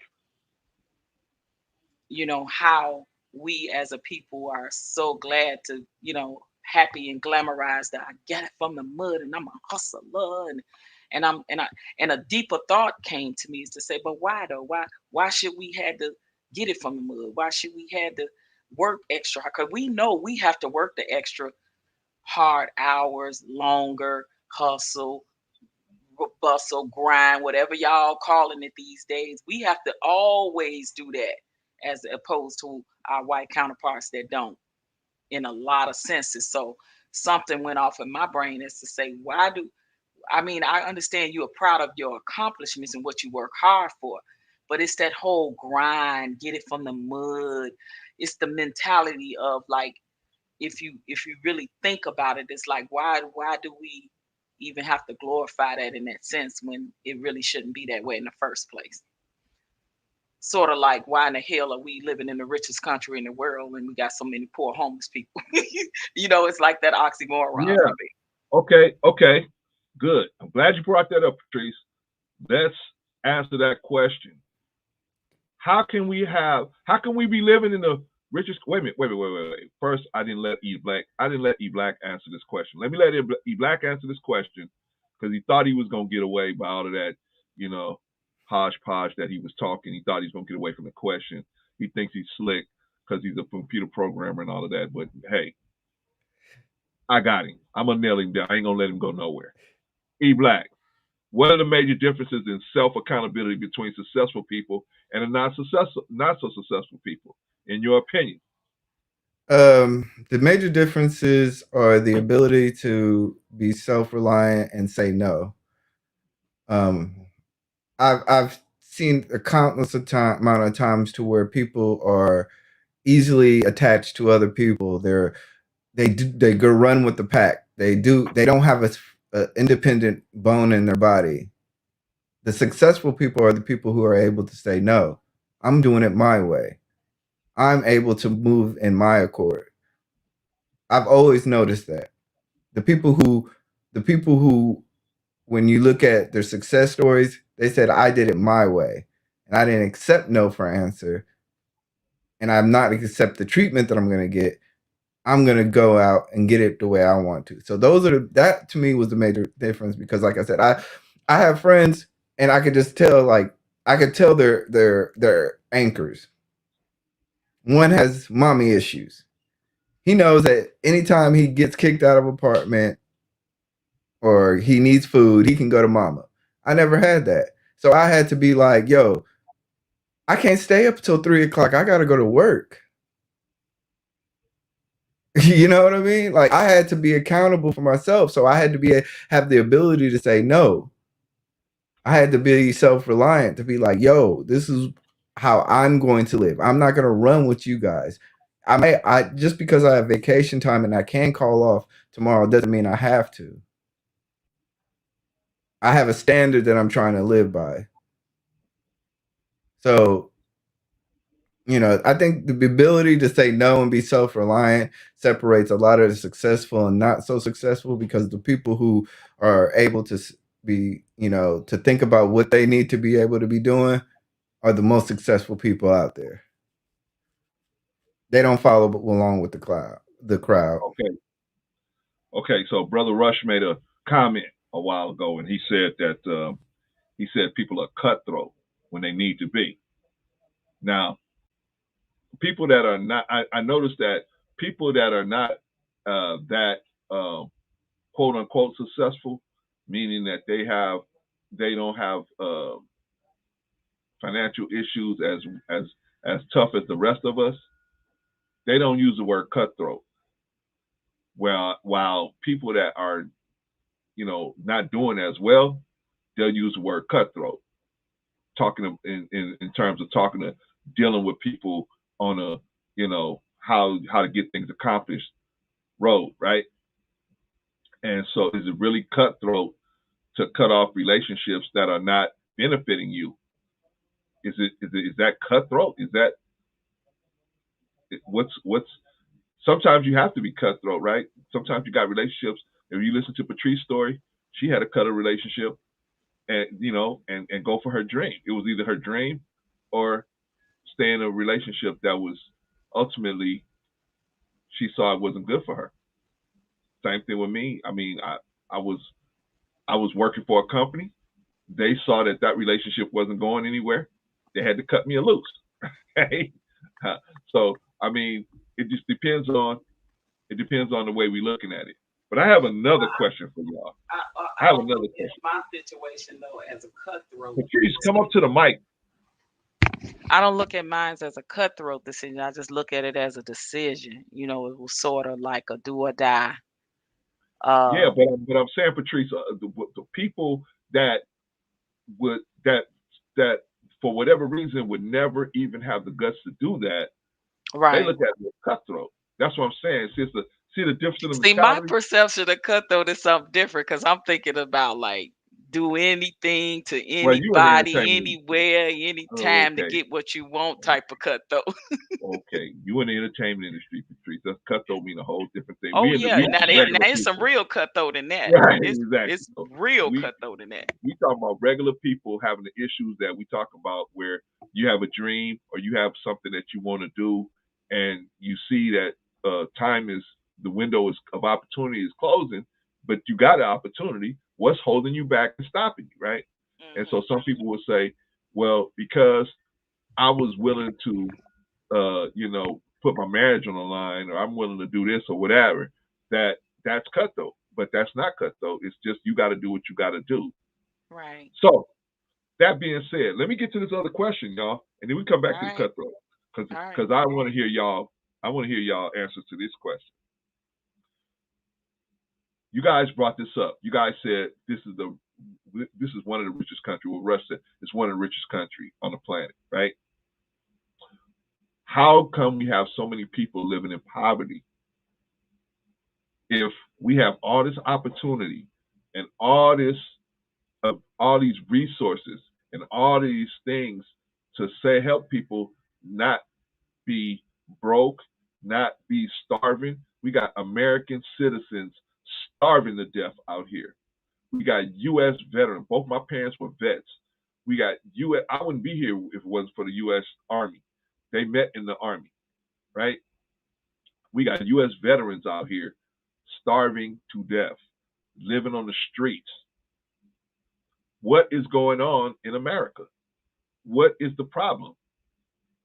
Who is to blame for this issue? Is it us as the people? Is it the government? What is the problem in America that we got so many different people in the richest country, one of the richest countries on the planet? We have so many people living in poverty. Sister Patrice, what is the issue in your opinion? It's a combination of all those things, but majority, I would say, systemic racism, capitalism, individualism, um, classism. I mean, uh, it's listen, it's a bunch of isms, okay? Yeah, You know what I mean? And yeah, lazyism from a lot of our yeah, people too. Lazyism, yeah, if that's a word. yeah, So it's a yeah, combination of all of that. But I think, when you have a whole, like you said, richest country in the world, and you say your parents met in the service. yeah, Take veterans for instance. It's yeah, a lot of homeless veterans. Why is that? yeah, Why is our government not taking better care of our veterans? Why? Why do we have a lot of homeless, mentally ill veterans when they can build more hospitals or institutions to put them in so they can get the help they need? Why? yeah, When they fought for their country, why? yeah, And they come here and the country don't take care of them. yeah, I mean, so things like that are not fair in the world.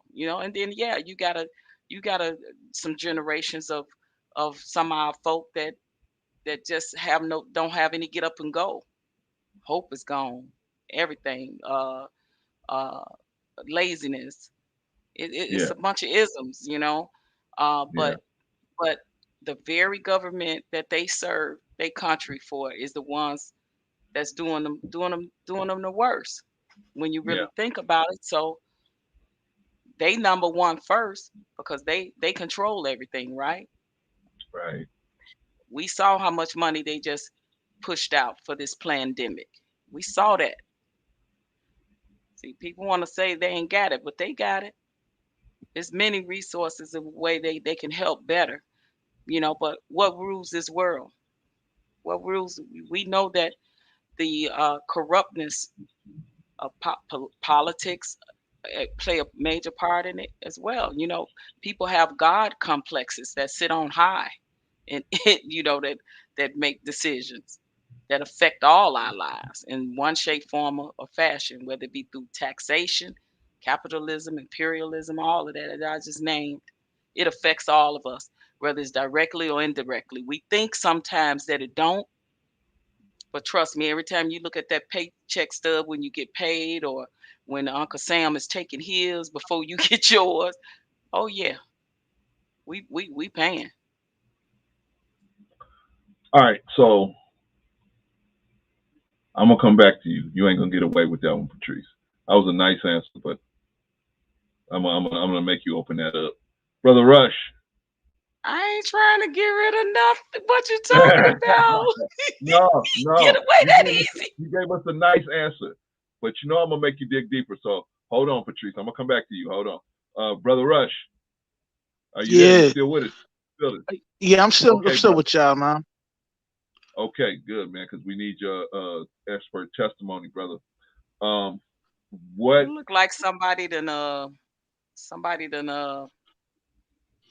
how they say it, that Yeah, took my identity. they You hacked see you. that crap they putting in Yeah, the I But think they didn't I hacked tell you about the devil?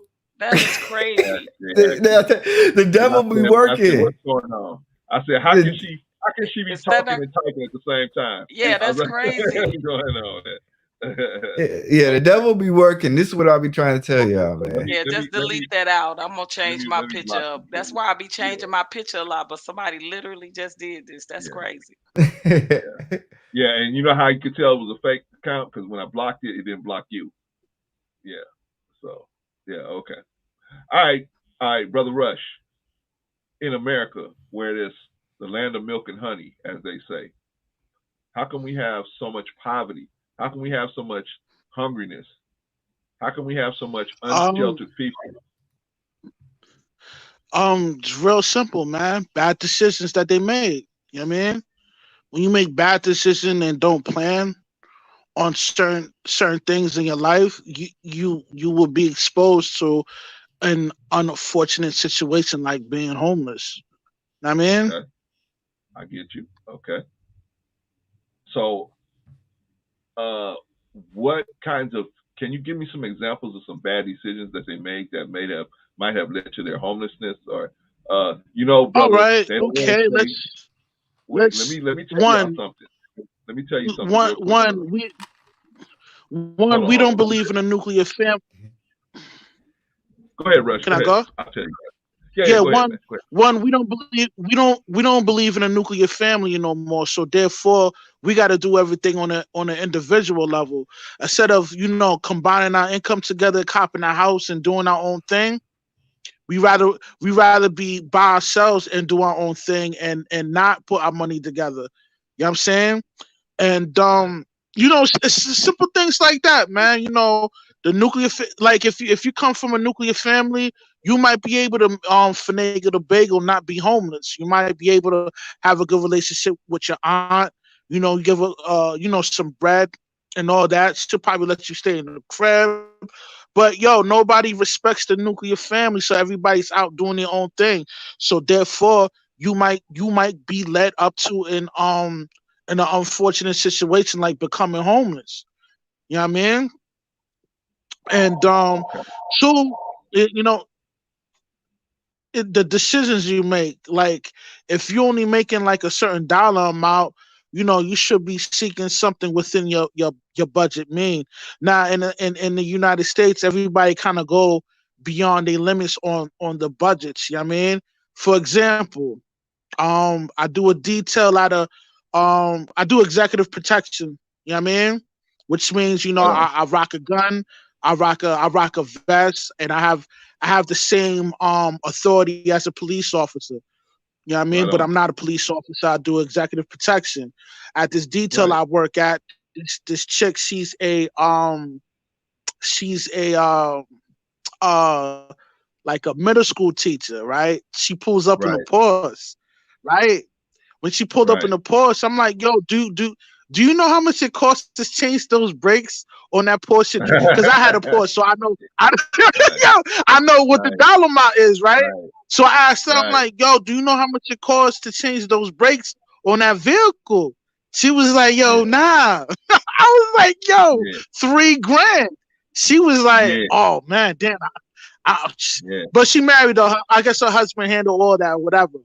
But All right. Yeah.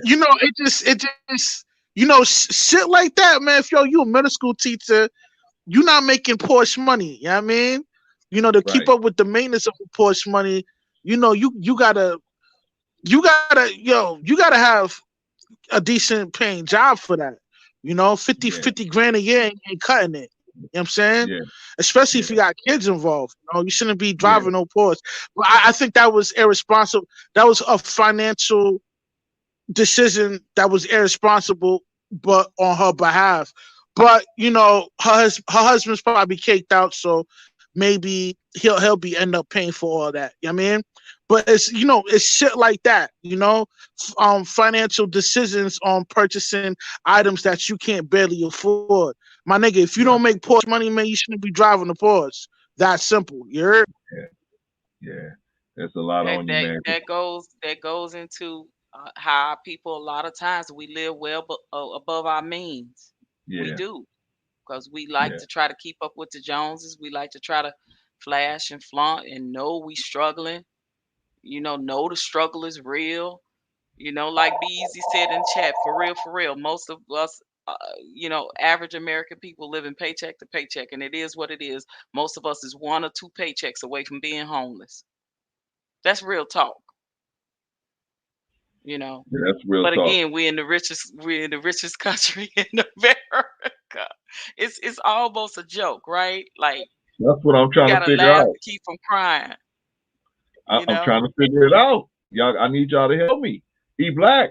No, hold E on, Black, hold on, are hold you on. I there? done lived outside the country before. You know what I mean? So, Okay. different countries, man.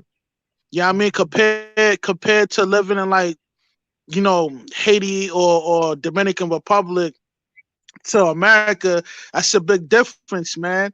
Y'all have running water 24/7. Y'all have electricity 24/7. Yeah. Certain Exactly. spots in DR they don't have that. Certain spots Yeah. in Haiti You they ain't right. got that. You know what I'm saying? Jamaica. Yeah, you're right. Yeah. You're right. I Yeah. mean, we blessed in You know a what I mean? lot of So ways and we cursed in a if lot of you ways.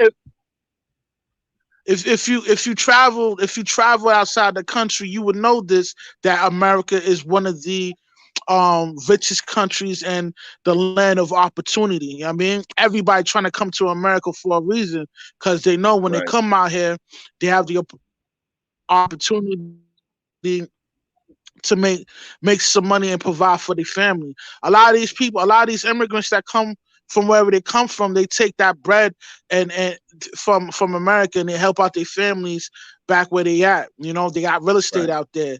Yeah, I mean, they ain't gotta Right. worry about property taxes, man.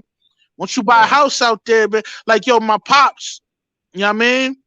Yo, got Right. a house in Panama, Central America. Okay. I lived out in Central America for 2 years. When I lived out Right there, I on. had a business out there, and Yeah. every other weekend I would go see one of my one of my women in Costa Rica every other weekend. You know what I mean? It would cost $60 to catch the bus from Panama to Costa Rica. Did that for 2 years. Lived, you know what I mean? So, yo, when Yeah. you live outside the country other than the United States, you know what's out there. You know what I mean? And I'm telling you, America is one of the richest joints you could be in. You know what I mean? Yeah, I know. I mean, I get you. I appreciate it. I realized how blessed we were when I went to Jamaica. I went, even though I was going out there. It's funny. I was going on my honeymoon, and we had to go through the poorest town to get to Otros Rios, right?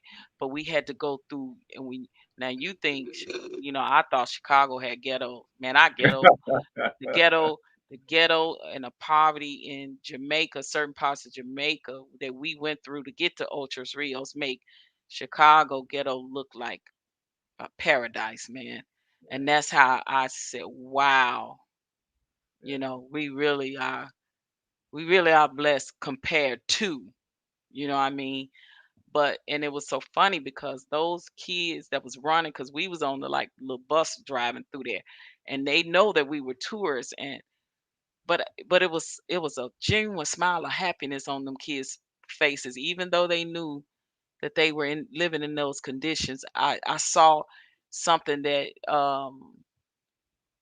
the biggest smiles, and they were waving at us and stuff. We were waving back at them, and they just smiled because it was almost like they love when that time comes for them to see the tourists, to come, and they running at the bus and waving.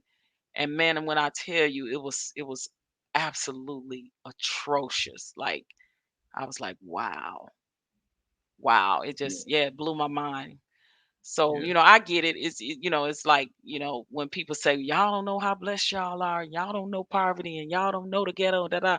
Yeah, I saw it that day in Jamaica, for real, for real. I saw it that day. So yeah, I totally get what Russia's saying. I get what Be Easy is saying in the chat too. But we here and we're now and we're American, right? So Yeah. And still when being you you look raised at a it, good question. I'm gonna hmm get to that question in just a second.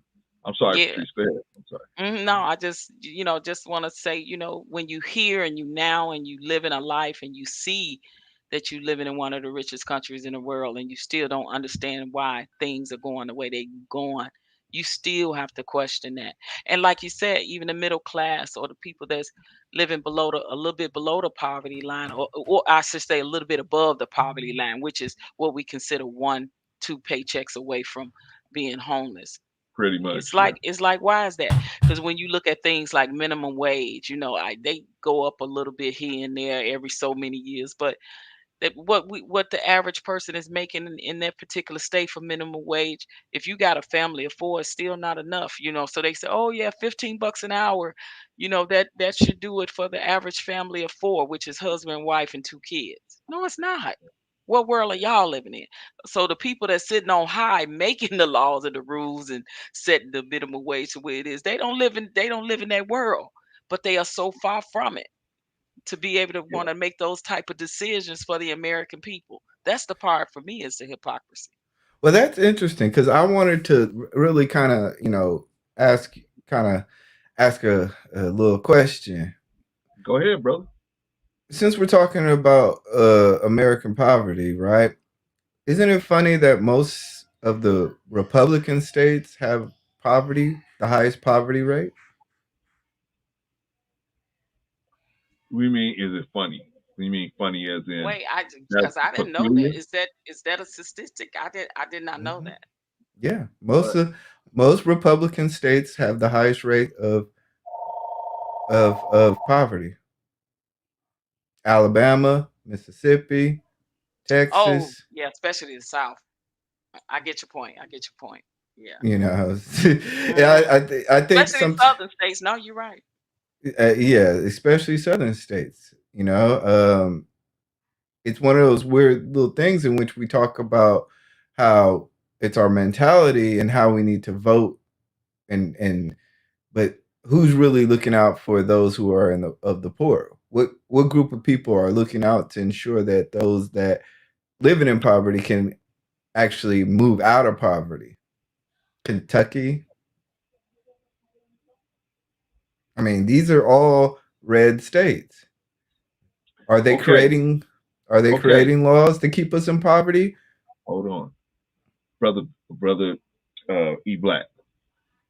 Are you saying that there's some type of connection between a Republican state and the poverty in therein? Yes, I'm firmly saying that. Okay, so what you're saying is the poverty is going to be lower in a state that classifies itself as democratic. Yes. Okay, why? Why is that? Why do you think that's the reason? I mean, what do you think is the underlying reason behind that? In my opinion, because Republicans represent business, they need a working class. Okay, They don't. They can't. They businesses. Not you're seeing it now. Businesses are trying to find warm bodies to work their jobs. the Republicans are trying to. Brother B Easy said Republicans and Democrats are different cheeks off the same booty. I Brother B know. Easy's I always saw saying that and something started laughing profound, to myself. But profound. I But mean, you know, go who's ahead. going to Go ahead. explain that? Come on, I want. Since you brought it up, E Black, I want you to explain why people in Republican states are poorer than people in Democratic states. Besides, Be- I mean, because it's a structure of how they are their opinions of how I cannot the econ I'm sorry, I'm just tongue twist. It's the structure of how they feel economics works. They believe in a trickle down effect. They believe that people who are rich will spend more money and that will trickle down to the poor people. The poor people, all they need to do is work and that'll be fine. But that's not what happens. And then you find out that they're just hoarding all the money. And like I said, you're looking at all these businesses, they need warm bodies because the people no longer want the low wages. okay, so what are they doing in Democrat states that they're not in poverty? Well, Democratic states, of course, they're using they want to use the tax dollars for training. They want to use the tax dollars to put food in on the table. They want to How? use by providing services.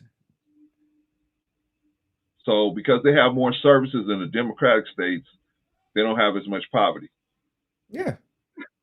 There's a So, direct correlation between services provided by the government and poverty. okay, like services like what? Services, well, I mean, because in other words, just because you passing out more um, more free dinners, free Thanksgiving dinners, doesn't mean that there's less poverty out there. You know what I'm saying? What is it that's making it less poverty? It should be. I would think it would be more employment would be going on in the Democratic states based on your scenario. It should be more employment. That would be higher employment and higher wages would be making this the be less poverty, right? yeah. And So, that's exactly what's going on. but how is that possible? If you have in the Republican states, you have the people have the incentive to create jobs to by the incentive to create business. They're creating the jobs, and in the Democratic states, they're usually creating, like you said, bureaucratic services. That's not creating as many jobs as it is on the other side. So how is that possible? Because on a larger scale, you're talking about incentives. It's not really an incentive. It's just hopelessness. It's just, hey, wild wild west. Get it how you live. They You both mean have a they both have a interest, right? Hmm. We know what the Republicans push their interest to be, and their interest is definitely, the rich stay richer. Um, the Democratic Party serves a purpose for certain communities that pour money into them, to But uh, keep, what group um, actually pours money back into the community? well, the two communities that they pass the laws for, they do it in their own communities. They take care of their own. The two communities, well, the one community and the one race of people. The one race of people keep their money in their community. Y'all know who just passed that law for. They keep their money there in their community. The the other community keep that got their bill passed for their protection, protect their own. That's the difference. Would okay, you so let me agree? ask, oh, go ahead. No, I was gonna say. I mean, would you agree? So if you take the one race of people that got a law passed for them, first 100 days that the president was in office, when you look at that community, they dollars stay in their community, right? Hmm. And then when you look at the other community,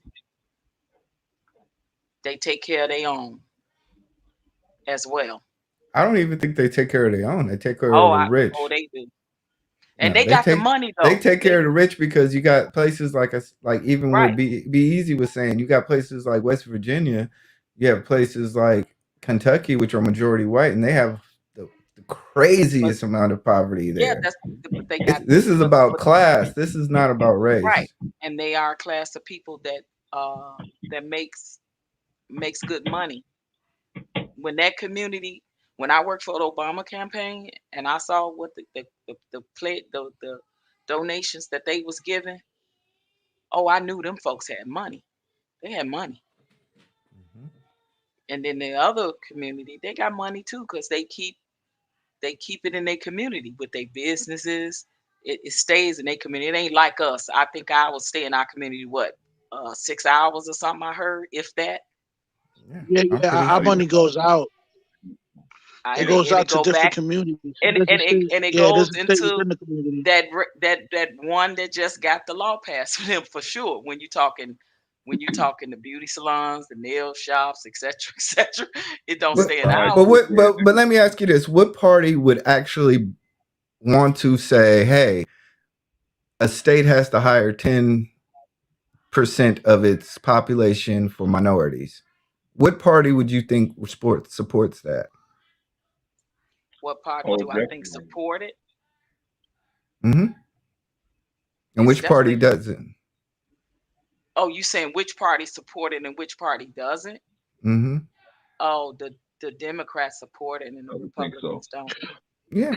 So when we talk about trying to vote for me and brother Clarence, we get down on this. So if I was to say vote for a party who's really best for your interest, I would not vote for a party who wouldn't want to say, "Hey, 10% of government contracts need to go to minority companies because we need to have more minorities uprooted." I mean, not uprooted, but upward mobility. I would, I Right. would, I would say I this. mean, go ahead, I brother. would say this. Okay, I'm sorry, sis. I love you. Hold on one second. Let me let you. I'll let you go right after this. Um, me and E Black man, we will go ahead for days on it. Okay, so what I say, E Black, is this: if they're going to do it and they give you a clear cut way of how the money is going to be exchanged, and everything, and how and uh they don't have no nothing on the back end where you got to spend it here or there, you got to use their contractors or whatever. Then I would say yeah, but I'm not. I'm never going to say just ride with the. You know what they do in California prisons? You came up in California, right up there in Oakland. You know about the California prisons. They Rita, have they have a San saying out there. Quinn, Exactly. You up there, San Quentin, and what's the other one up there? Pelican Bay and all. Okay, so you know Rita. about all of those things, right? So they have a saying in those prisons. You got to ride with the car. That means you got to ride with whatever's going on, no matter who did what. You got to be down with it, right? And but I'm saying we can't be like that out here because it's too complex of a situation to just ride with the car no matter what. If the Democrats are pushing something that's for our interest, cool. If they're not, then we can vote Republican too, because this is America. We have the option of doing whatever we want to do. Whoever's going to push our program the best, then we can vote for whoever. And I'm just saying Mhm. we got to stop as black people riding with the car. You know, Yeah, just gonna vote. it's tougher Hey, man, because, like I said, it's tougher wait a minute, E because Black. Wait a minute, E Black. Wait a minute, man. You can shut me down when I'm on your show, man. I'm gonna get rid of this. Let me get rid of this troll real quick. But I'm like, man, I mean, you can shut me down on your show. He's like, hold on, man, hold on, just a minute. Okay, so, um, yeah, Brother Be Easy knows we have a famous black woman that is out here on the west. You probably know her too because you grew up in the Bay. There's a famous black woman out here. She doesn't. She never comes to the black community saying, "We're gonna fix this. We're gonna fix that. This is my plan for the next 3 years of what we're gonna do around here to get some things." All she has to do is get on the radio and say, don't vote for the Republicans. They're racist," and her job is done. But she never comes in the community and say, "Hey, this is what I'm gonna do for you guys." She never come on TV. She don't have to because she knows she's gonna get black people to vote for her because she's a Democrat. We gotta stop doing that, in my opinion. We gotta stop doing that. And that's not serving us. Yeah, is the Democratic Party, like you said, they have legislation that's gonna serve us, cool. We'll go with them. But if they don't, if the Republicans have better legislation that's gonna serve us, hey, we go with them. Because this is America. Do you agree or disagree, brother? I definitely agree. I definitely agree. Okay. Okay. So that's all I'm saying, brother. We can't just say I'm gonna ride with the car no matter what. You know what I mean? No matter who did what, I'm riding with the car. Ride No. till the wheels fall off. Yeah, no, we can't do that, man. We can't do that. We got to stop doing that because that's how we're in the situation we're in now. Either side can take advantage of us because they know how we gonna play the game, so they already 10 steps ahead of us. We need to. This is 2022. We have to do more critical thinking as adults and show our children and show us, hey, we're not beholden to nobody that ain't beholden to us. If you ain't beholden to us, then we ain't beholden to you. Period. Yeah. Yeah, I bet Am I I right? but Am I like wrong? as a Am I wrong? you're not wrong. All I'm Okay. saying is that as a critical thinking voter, I see which party is doing what, and I don't see a benefit. It's like saying, "Hey, man, buy from that dealership over there," but they're not going to give you insurance. They're not going to. It's basically you're just saying, "Hey, f this," because it's like it doesn't work that way, man. We know that, and I'm sorry, we're derailing the conversation. I'm sorry. I'm sorry. No, That's, no, we good. We good. We good. Because it yeah. all No, comes back to, I'm bringing it back around to the fact that we gonna bring you back. We can bring you back to talk about politics, but really, it kind of goes back to our whole discussion. Who are you going to blame for your personal situation? Because ultimately, we can blame the government for the systematic situation. We can blame the government for different things like that. But ultimately, when it comes down to it, we have to be we have to be nimble on our feet, and we have to I be able to see what's going. I'm sorry, Sister Patrice, I interrupted you. Go ahead. no, I was just gonna say I think we even need to blame ourselves when we vote for who we vote for and we get the end results of that. Exactly. Nobody to Exactly. blame but ourselves, right? Got to take Exactly. accountability for that. I think a lot of people is realizing that now more than ever. Like, and hopefully, what I'm hoping is that we wake up. That we say either we gonna form our own political party or we just gonna be independent. Like, what we doing, black people? Okay, You know but what I mean? let me ask you this. Let me ask you this. Forming your own party, right? Right. How many Republican offices have you visited? Only Me? one. Zero. Myself. Hmm. I mean, because when, of But course, how when I worked Obama, you know what that was. So, but only one.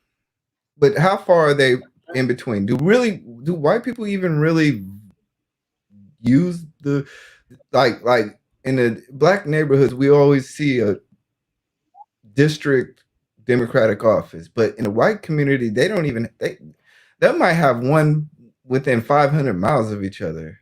They don't they vote really blindly towards the Republican Party too, just as much as Mm, white people, as much as black people. hmm.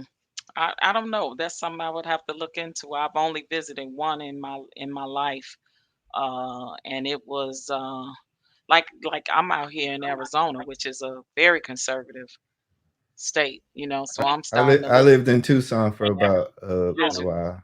yeah, I'm looking into you know different politician policies. Like basically just go on their websites and like read about them so I can get to know them because I ain't been here long enough, so I really don't know who they are and all this and that. So to get involved in some way that I can when it comes to uh, things like ADOS. I know they don't have an ADOS here in Arizona. I would like to start that. Ooh. Things like that, et cetera, et cetera. So I would like to. I'm looking up politicians that I can get behind that might support that, and I don't care if they don't look like us.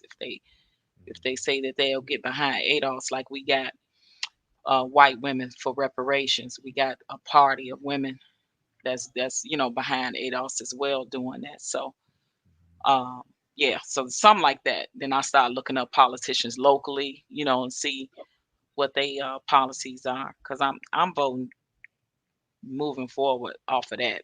Period, based off of that, not off of feeling, not off emotion, not because somebody look like me. Like I ain't doing that one. Well, I didn't do it for this time because I didn't even vote for no president. I voted locally, so only. But I don't know. But my imagination,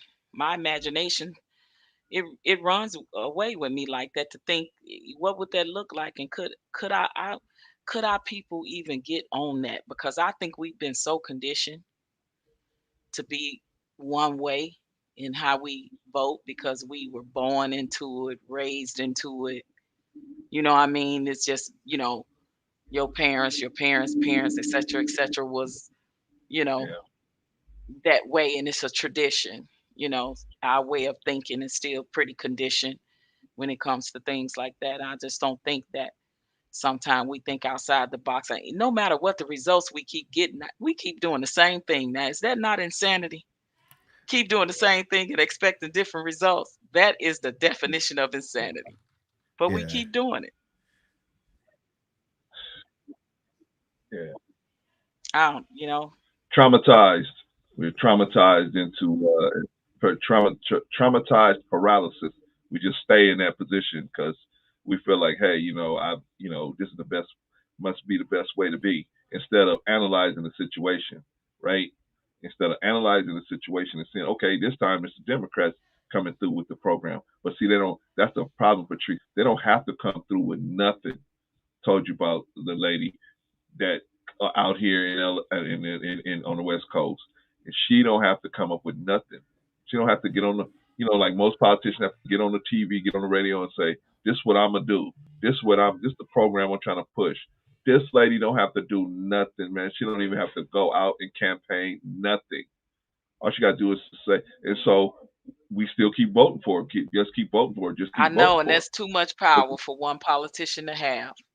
She Exactly. And this and this and you she know need what? to She don't get retire. nothing done. We need right? fresh blood. Right? We need But it's, fresh blood. Period. But I'm look at like, tired of them look at old how they fogies. look Them how they old treat. fogies sitting up there in Congress that like these folks yeah, need to retire. We need fresh blood. But look how they treat AOC. She's fresh blood, and she be talking that stuff. But you see how they demonize her? They don't want her to pass nothing. If anything got her name on it, they don't want it because they represent. She represents the new tide of votership. If she gets a victory in any type of voting, in terms of congressionally, then it turns the tide in terms of how nationally. It's almost like Bernie Sanders. You can't let Bernie get win. Hmm. This is well, a political game. This is how it's like. it's a good game. But the Yeah, I Yeah. point is, forgot about libertarian too. That was a good point, Be the Easy. point is, the point is, who is responsible for when you walk into your house, when you walk in your front door, who's responsible for what's going on in that environment? Ultimately, I mean, yes, there's a system in place to put politicians in certain, elected seats, but ultimately, who is responsible for what's going on in your house? Can I really say it's the Democrats' fault why I don't have a job? Can I say that? Or it's the Republicans' fault I don't have a job? Whose fault is it that what's going on in my house? Because we really never answered the question, why? Why in America, one of the richest countries in the world, are there so many poor and displaced people? Why? Because it shouldn't be like that. But it's a lot of different factors. What are some of the main factors? What's causing this problem? I mean, if we got we have a I so-called gave mine. I education. talked about all the isms, so I know you I, did, girl. I'm gonna come back to you. I'm gonna get you, girl. No, we have so many different issues, right? We have so many different issues, and like she's right. Patrice brought up a lot of different isms, but I need to open them up. We need to open some of this up because we're supposed to have the best healthcare. Well, let me say it like this: we have the best critical healthcare. We have the best surgeons, but other than that, we're not too keen on healing people, right? We have the best critical health care. We have the best supposed quote unquote educational system. We have the best quote unquote uh, uh, food, ability to get food. You can get any kind of food you want in America, whether you vegan or meat eating or whatever. What's going on? We got soap, we got water, we got running water, like you said, we got running clean water and water. What's the problem? What is what is issues that's coming up that's making the people so live such hard lives? were you talking Okay, about? I'm gonna play What? devil advocate. I'm sorry. Okay, play devil's advocate, man, because you never answered the question either. We black people are the national poverty rate in, like, I think 1976 or 60s. I should say 60s to 70 was at 24%. It's now at maybe 11%. Okay, So I mean, it's all relative. Yeah, we could do better. We could eradicate it to zero, but we've done better. And in comparison to other countries, what is that rate?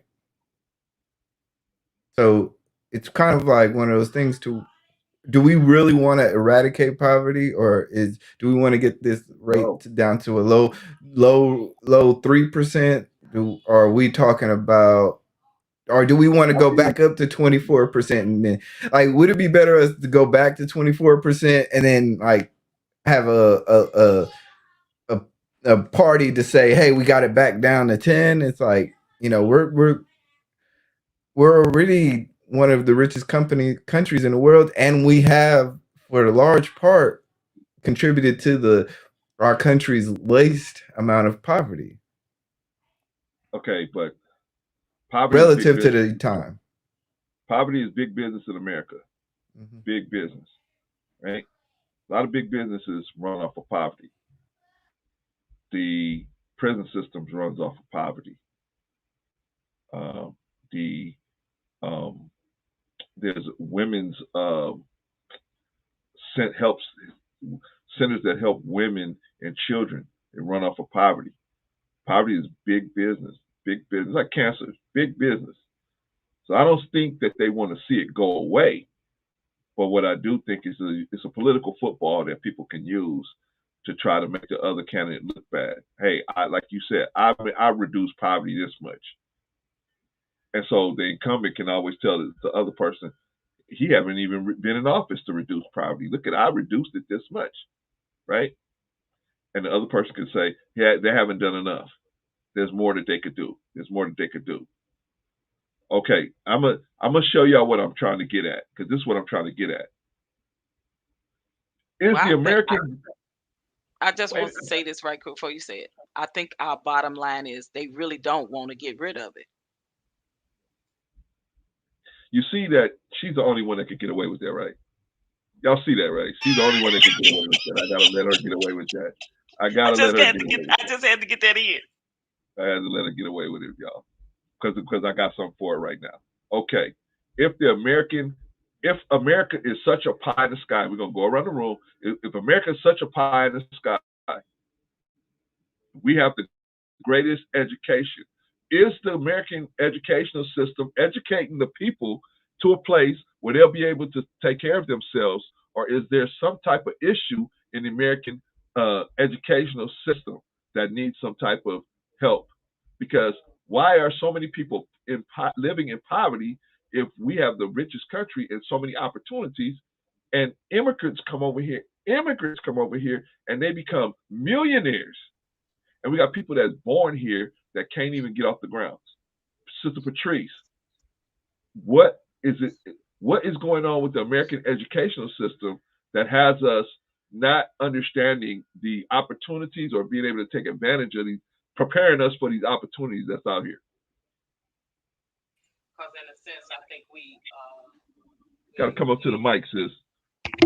In a sense, I think that we're still behind the needle in a lot of things, right? We're behind the 8 ball in a lot of things, even though we have a lot of things like the STEM programs, but they're not on a higher level for us to be able to compete with other countries that are so far ahead than we are when it comes to like uh, France or somewhere overseas, China, that's way ahead of the game, than we are.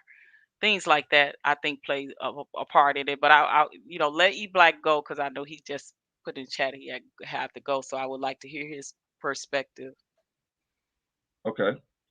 What do you think, E Black? What's going on with the American educational system? How come you don't know about politics? How come you don't know about lobbyists? How come you don't know about gerrymandering? How come you don't know about filibustering? How come you don't know which party is which, and what's been going on with all these parties? How come you don't know? And how come you don't know how to handle your credit? How come you don't know about financing? How come you don't know about this stuff? Is it the American educational system that's got a hole in it, a gap in it, purposely designed to have you poor? Yeah, I think it's definitely it's an extension, like I said, of public policy and thinking that elitism is the people who are going to take over. So if you're elite, you're going to pay for your child to get it. The public system is really just to ensure that the lower class, working class is able to be trained to work for the elitist group. So Okay. that's my opinion, is that they're only educating you just enough so that you can do the faxing, the filing, the working class work. If you want to get into a higher thinking, a world and stuff, you have to pay for it, and then they price you out of it. Right. So I think that's the way of the thinking, is that, okay, yes, the traditional public system is really just there just so we can train individuals to work at menial jobs and provide at least a working class base for companies. Agreed. Whereas when you get into elitism, they're going to teach you these things, but like I said, there's a cost at the gate. To get over to that side, you're going to have to pay the toll. Of course. And if you can't pay the toll, then you're always going to be stuck at the working class. Of course. And I'm sorry, I gotta leave on that because if I don't, my wife is gonna kill me. Okay, E Black. Where can people contact you? Where can they go to sign up for you? Where can they go to subscribe to you, man? How can they get in touch with you, brother? Man, just hit me up on eBlack TV on most platforms. Twitter, Facebook, YouTube. But thanks, brother Clarence. I've been trying to catch. You've been having some people on here that I was like about to click the link. I was like, Hey, but OG Patrice is always good with me, so I love talking to you. One thing, I ain't never gonna let nobody be disrespectful up here, brother. Never. It ain't gonna never happen, bro. I would drop them in a heartbeat. And Patrice ain't gonna let me just let nobody get off on nobody on pick up in here. So you see her, you know it, you double know it's not gonna happen, brother. So, but I ain't never gonna put nobody up and let somebody get crazy and nothing all crazy up in here, brother. But anyway, man, that's E Black. Go check him out. Go subscribe to E Black TV. Go over there. We'll have him back. We'll talk about politics again. We'll bump each other. We'll talk about voting. My brother, I love him. All right. Have a good night. Bye. Man. Appreciate it, brother. Okay, that was E Black, man. Shout out to E Black. All right, y'all. Rush, are you still with us, brother?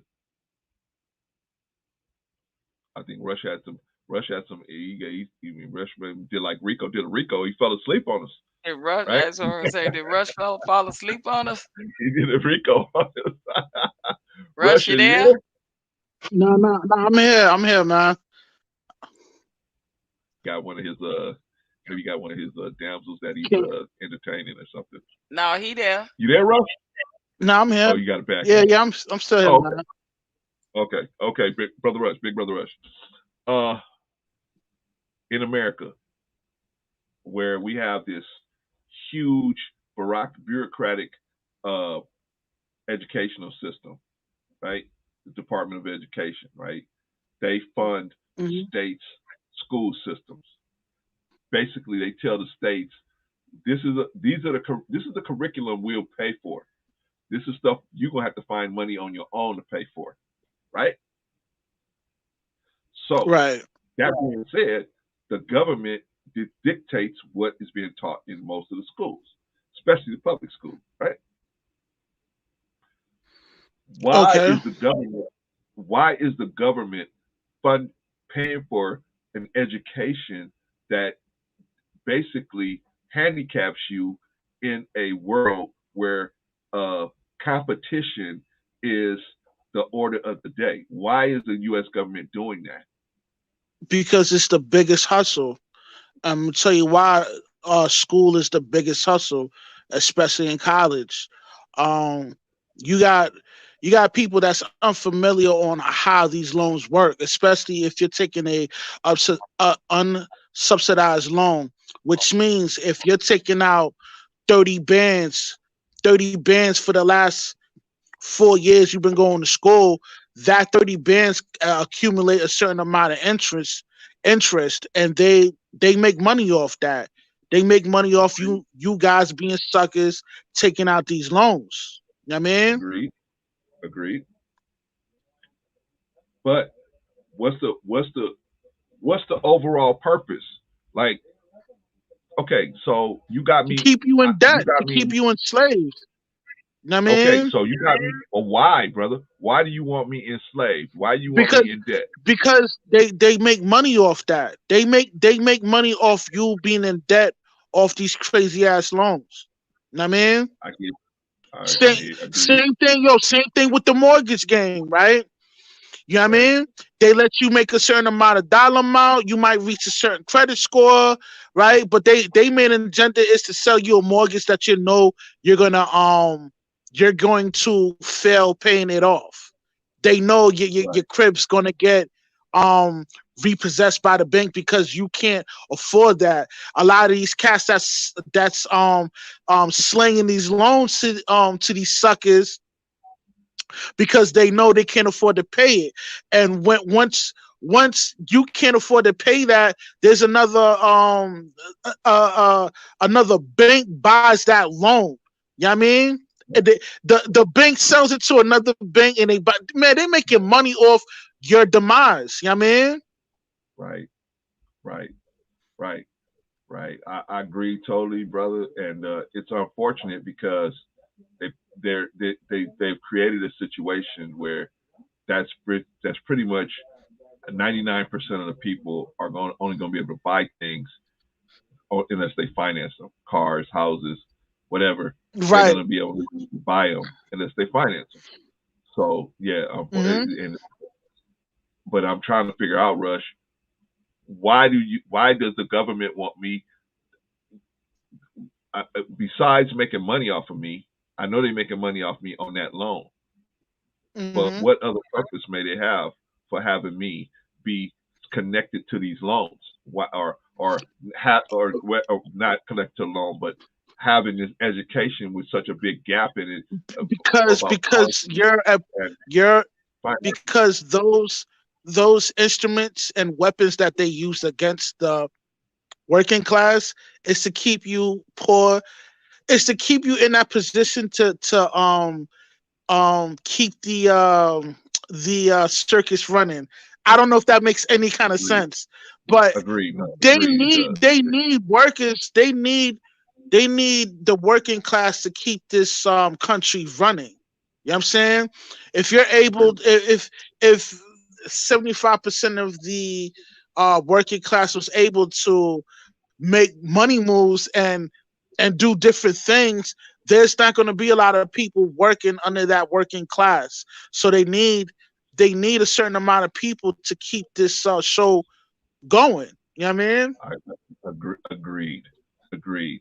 Think Agreed. about We it, gonna man. get And soon enough, if I say another 10 more years, yo, everybody's gonna have to learn Mandarin because the way the tech game is going, the way Bitcoin is going, the way money and currency is going, the Mandarin, the people that's Mandarin, they're gonna be running that. Like the Asian people are gonna be running that. You know what I mean? They're already yeah. buying up all these lands and they doing their own thing with it.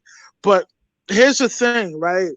If you're not on point on how to uh make money other than just having a 9 to 5, like you're gonna be in a bad position because future wise, man, there's gonna be automotive system that's gonna take over you. So therefore, the elite we they don't need us no more. You know what I mean? They're gonna have like robots running this shit. You know what I mean? We're gonna get to that. We're gonna get to that, Rush. You right? We're gonna get to that. We're gonna get to that. Let me move the ball around. Thank you, brother. We're gonna move the ball around. Brother, be easy. What's happening? What's going on, man? Man, not too much. Just trying to tune in with y'all. Get in on some of the action, the intellectual gumbo. Okay, well, I got a question for you, man. Somebody got some stuff in the background going on. Okay, I got a question for you, be easy. Um, why, if we live in America, which is quote unquote one of the richest countries on the planet, right? Why do we have so much poverty, and why, since they have, if the American school system is supposed to be, you know, if we're in one of the richest countries, it should be one of the better school systems, right? Therefore, the people should be learning they should be learning things to help them live a better life than in other countries that they don't get this kind of education. How come we have such a gap in our understanding, and how come so many people are not learning the things they need to learn and going out there living paycheck to paycheck? How, what's going on? Well, I was putting it in the chat and shout out to OG Patrice to expound on what she was saying. It's a case of the isms, man. Racism, classism, tribalism, capitalism. It could all be traced back to that as remnants of that in every little issue because we love to say that we're the greatest nation, we're the wealthiest nation. You even heard Joe Biden. It's nothing that we can't do. And I agree with them, right? It's Right. nothing that we can't do. So then you have to ask, okay, if there's nothing that we can't do, why are we not doing it? Right. Because in order to do it, you have to have the desire to do it. So they don't want to do it. You know how much I worked in a steakhouse before. You know how much food we thrown away? It'll be homeless people out there for real. They would be in the back and they'll say, "Hey, don't give it to them. You could throw it in the dumpster. If they Right. jump in the dumpster and get it, we Right. can't stop them, but you can't directly hand it to them, even if you about to throw it out, right? It's people Right. on the streets where it's like, man, they'll drink that milk that was like 1 day past the expiration, but instead of that, we'll just pour it out. You know what I mean? Same thing Yeah. with books and education. These affluent areas where I'm at in Walnut Creek, Danville, Black Hawk, these are like 90% white areas. They're getting new material, new books every day. They don't donate those books. They just throw them away. So this Right. stuff is all by design, right? You mean to tell me that we have these Ivy League schools, but we couldn't come up with a solution, right? We have a solution for everything, and then think about how much aid we want to act like we really care about people, right? Remember those commercials that you don't see? I just had a conversation with somebody about this today. Remember you used to see those little African kids with little flies flying around their Yeah. face, and you can sponsor this kid for 50 cents a day. What kid do you Yeah. know that you could feed for 50 cents a day? Like, I mean, could anyone tell me what kid that you could truly feed for 50 cents a day? And then if you saying that, okay, we could feed them for 50 cents a day, well, we just passed a CARES Act that would have eradicated starvation, right? Oh, but it Right. happened to not do that. Then even with the charities, if you donate $1, that charity is probably 10 cents is going to the charity, and the other 90 is going to whoever did the red Administration. tape.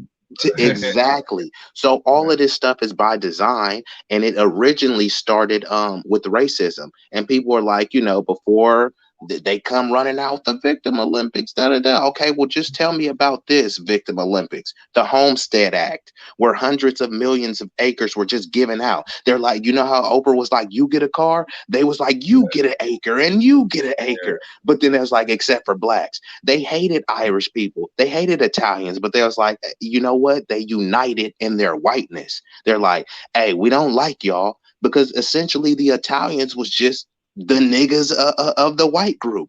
But they Of was like, Europe, hey, right? but you exactly. But they was just like, you know what? You're not actually black, so we'll go ahead and give you lands, but nobody talks about that. So all bringing all of this back to the poverty is because they give you poor choices of food, right? So you have poor choices of food, which increases your health. Then you go to the healthcare when the healthcare is not designed to cure you, it's designed to treat you, because they don't want to Oh, cure anything, they want to wait a treat you. minute. Wait a minute. Say that again, brother, because people need to hear that one. Say that again, brother Beasy, please, would you? And this ties to the big C, capitalism. Even look at, I'll even say Moderna, an 11-year company, never ever ever in existence turned a profit until what? Dun dun dun, C-19. Now all of a sudden they're raking in billions. You know what I mean? So that's all about capitalism. They had some poor African countries, they was like, hey, we're getting ravaged, could y'all please send us one of those shots? And they were like, sorry. Kind of like, I don't know if it was E Black or Rush, or someone said earlier, they make it to where they price you out the market, right? Like, look, you Yeah. want to get the education. Where I'm at, it's a prestigious school called De La Salle. It's a high school. The annual tuition is 20K Yeah. for the high school. You know Yeah. what I'm Yeah, saying? that's in So Chicago, where I'm from, De La Salle. yeah, Yeah. yeah. So they have Yep. one out here too. It's a super prestigious school. Like if your kid goes there, it's like your kid is gonna be someone. Right, top of the But now, line. you go to the public school, and this, I said something earlier in the chat where everyone is like, In God's eyes, we're all brothers and sisters, but nobody really means that, right? Because you'll look at a black brother struggling and be like, that ain't my brother. Like, hold on, like we all Christians together, right? You supposed to be, this is what your Bible teaches you, but like, you know what I'm saying? We really don't want to fix it. Those churches, look at what that Joel Osteen, they found like millions in, he had some millions hidden in a wall, bro, like Yeah, yeah. millions. Like, come on, like, what are we talking about? Like, all of this stuff is a choice. I do agree. I do agree that for people, a lot of them being poor, a lot of them, like, you may have to do more than you want to do, right? You used to be able to work one job and that sustained you, and now that's not enough. You may have to work two, three, you may have to get some side gigs, you may have to do that. That's one issue. That doesn't absolve all of these other issues of the healthcare. If anyone thinks just look at the price of insulin and then look at it in other countries. They act like they care about people with diabetes, but what do? They hike it up. They've just increased the prices of prescription drugs, depending on the drug, 5 to 10%, right? Just because they really care about you. Housing costs are going up on each year 5 to 7%, but wages are stagnant, right? All of this stuff is a choice. All of this keeps going back to the big C, capitalism. They raising prescription drugs for what? To make more profits. Capitalism. Raising rents for what? To make more money. Capitalism. They're trying to pay you lower wages. So what? They can make more profit. Capitalism. And then it goes back to the other ism of racism, because if you look at other groups that are impoverished, our poverty rate is close to 30%. The white non-Hispanics is around 10%. Is that just because we're just lazy and don't want to pick ourselves up by our bootstraps, or is it something else? Is it just because we're just Nah, victim Olympians, or is it something let me else? explain why. Let me explain why. Like the Hispanic group, right? They four families, they could get together, put their money together, and cop a crib together. They have no problems with that. But the black community, yo, we don't do things like that. You know, Yeah, we but we, we then just do also you things on didn't our own. mention the illegal immigration though too. So yeah, a lot of them, they'll of course they'll stay in one house because they ain't even supposed to be here. We stay in a house together versus being Tijuana. See, we don't talk about the illegal immigration that Exactly. all I that does agree No, is with no, that. no. raise the rent Listen, for us. listen, They're listen, getting listen, listen, handouts. listen, I'm in California, bro. They're listen. getting they That's get driver's California. That's license. California. I live in the East Coast. A lot of these It's not it's Hispanics, not man, it's not just out here they're too. well, The they're Florida, well New established. York. They're well In established. Arizona, it's out here They too. I let see me them let come me let me across. finish real quick. Let me finish real quick.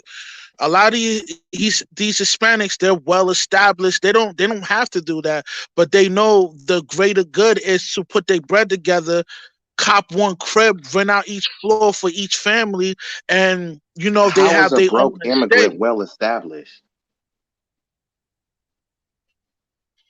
You're assuming that the in the Hispanic community that I'm when not they put their assuming money anything. together. That's Let what me they say let me when they finish. file for Stop cutting me off. asylum. Stop cutting me off. Let me finish. Bro, you You're actually assuming cut that me off to say that. So calm down, bro. For real. Okay, fellas, you fellas, fellas, fellas, fellas. All right, Rush, why don't you go ahead and finish your thought, and then Be Easy will respond to that. yeah, you're assuming that every immigrant that cops a house together from a family joint are illegal. Now they're legally here, and they're well established. They have good careers, and they put their money together. They cop a house together because they know it's easier to handle bills with their money put together. But within the black community, we don't do that. We don't look out for one another. That's the difference. That's why the poverty rate in the Hispanic community is only 10%, because they smart enough to know, yo, if I put my money together, yo, we could overcome a lot of things. And then, yo, if we reach a certain tax bracket, then we'll branch off and do our own thing. They have an understanding of doing that, but within the black community, we don't do that. That's why I meant to say. Your response, Brother Be Easy. Yeah, so actually what I was saying was the poverty rate was for whites, non-Hispanic, theirs at 20%. It's saying the Hispanics is between 18 to 28%, depending on what you're looking at. And I'm not disagreeing with the, from the family structure of what you're talking about. But what I'm saying is it's an issue that most people don't talk about is where you hear a bunch of politicians saying, oh, we don't want open borders and all this stuff. But then when they get an opportunity to hire people, they'll hire an illegal or undocumented, whichever phraseology you want to use, they'll hire one of them because they know that they can pay them lower wages. They know that this person is not going to have any demands. Uh, um, if they're out standing in Home Depot, if you go stand out in Home Depot and you could have all of your papers and citizenship, are they really going to hire you over the dude over there with no papers? It just doesn't work like that. You see, they have tons of ICE raids in Florida. I ain't even gonna mention California, in Florida, in New York, a lot of places on the East Coast, Chicago. They have these ICE raids. It's tons of undocumented workers. They ship the workers back, but the company doesn't get fined. So think about how many American citizens, we don't even got to mention black. Think about how many American citizens that they denied to hire someone that's undocumented. And so yeah, they're living together, but that was the thing. They weren't supposed to. Then they're getting afforded opportunities. They're getting driver's license. They're getting health care. You know what I mean? So all of that stuff goes back to capitalism. They're doing that because oh, cool, we don't got to pay them healthcare. Oh, cool, we could pay them lower wages. And then it's like all it does is just increase everything for everyone else. The rents go up. Is not, it doesn't really help us in any type of way. Just not having unregulated immigration.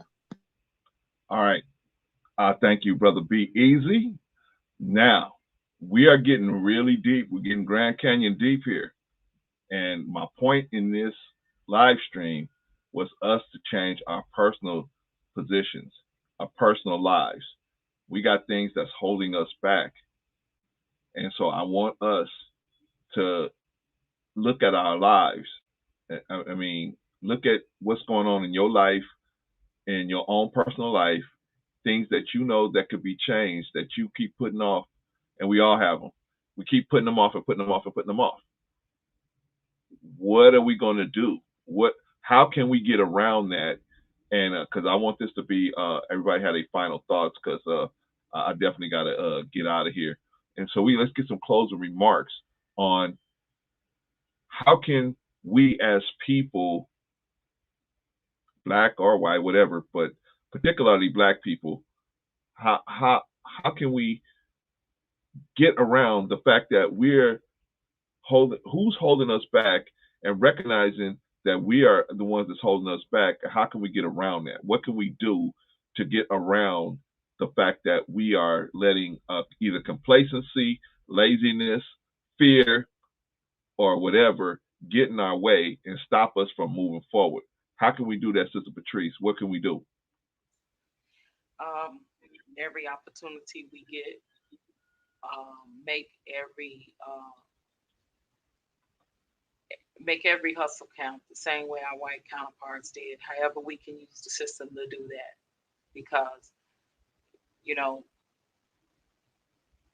so many other sectors that get so many different free handouts, different things that I think our people, for the most part, don't even know about, don't look into, don't research.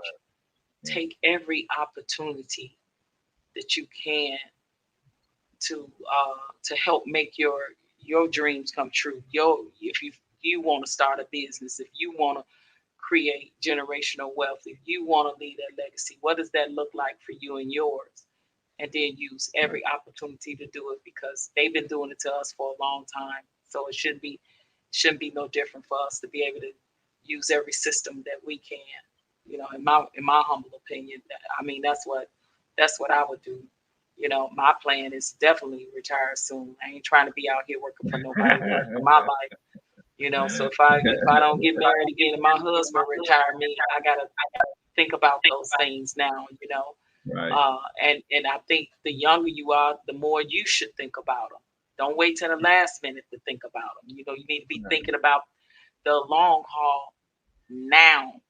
Because we are set people where we'll do that. We wait till the last minute. We last minute folk. So let's Yeah.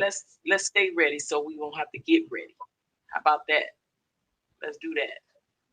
Sounds great. Sounds great. Yeah, we do wait till the last minute. I think it's because we just have something in us that makes us just be in fear of the unknown, and instead of just taking that step to move forward, we sit in the analysis, the paralysis, and we just sit there and we say, well, like they said on the Boondocks, there's known knowns and known unknowns, and and known unknowns and unknown unknowns, and we get caught up in the unknown unknowns, and we just don't move. We got to move out. We got to move out. This is 2022, and I'm gonna try to push everybody to be better, even myself, especially myself. Brother Rush, your closing remarks, man. How can we help people, and what do you think would be a thing to help people to push themselves to be a better person in 2022? Stop letting fear or laziness or complacency or whatever it is stop them. It's real simple, man. Don't drop the ball and have a steadfast spirit on whatever journey you're in on making money. Real simple. Appreciate you, brother. Appreciate you, brother. Brother, be easy. Yes, sir. Yes, sir. How can we be better people in 2022?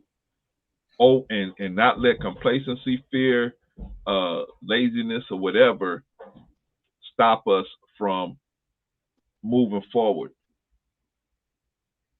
I don't know if you heard Sister Patrice's story, where she had a story where there was a point at where she had to make a decision.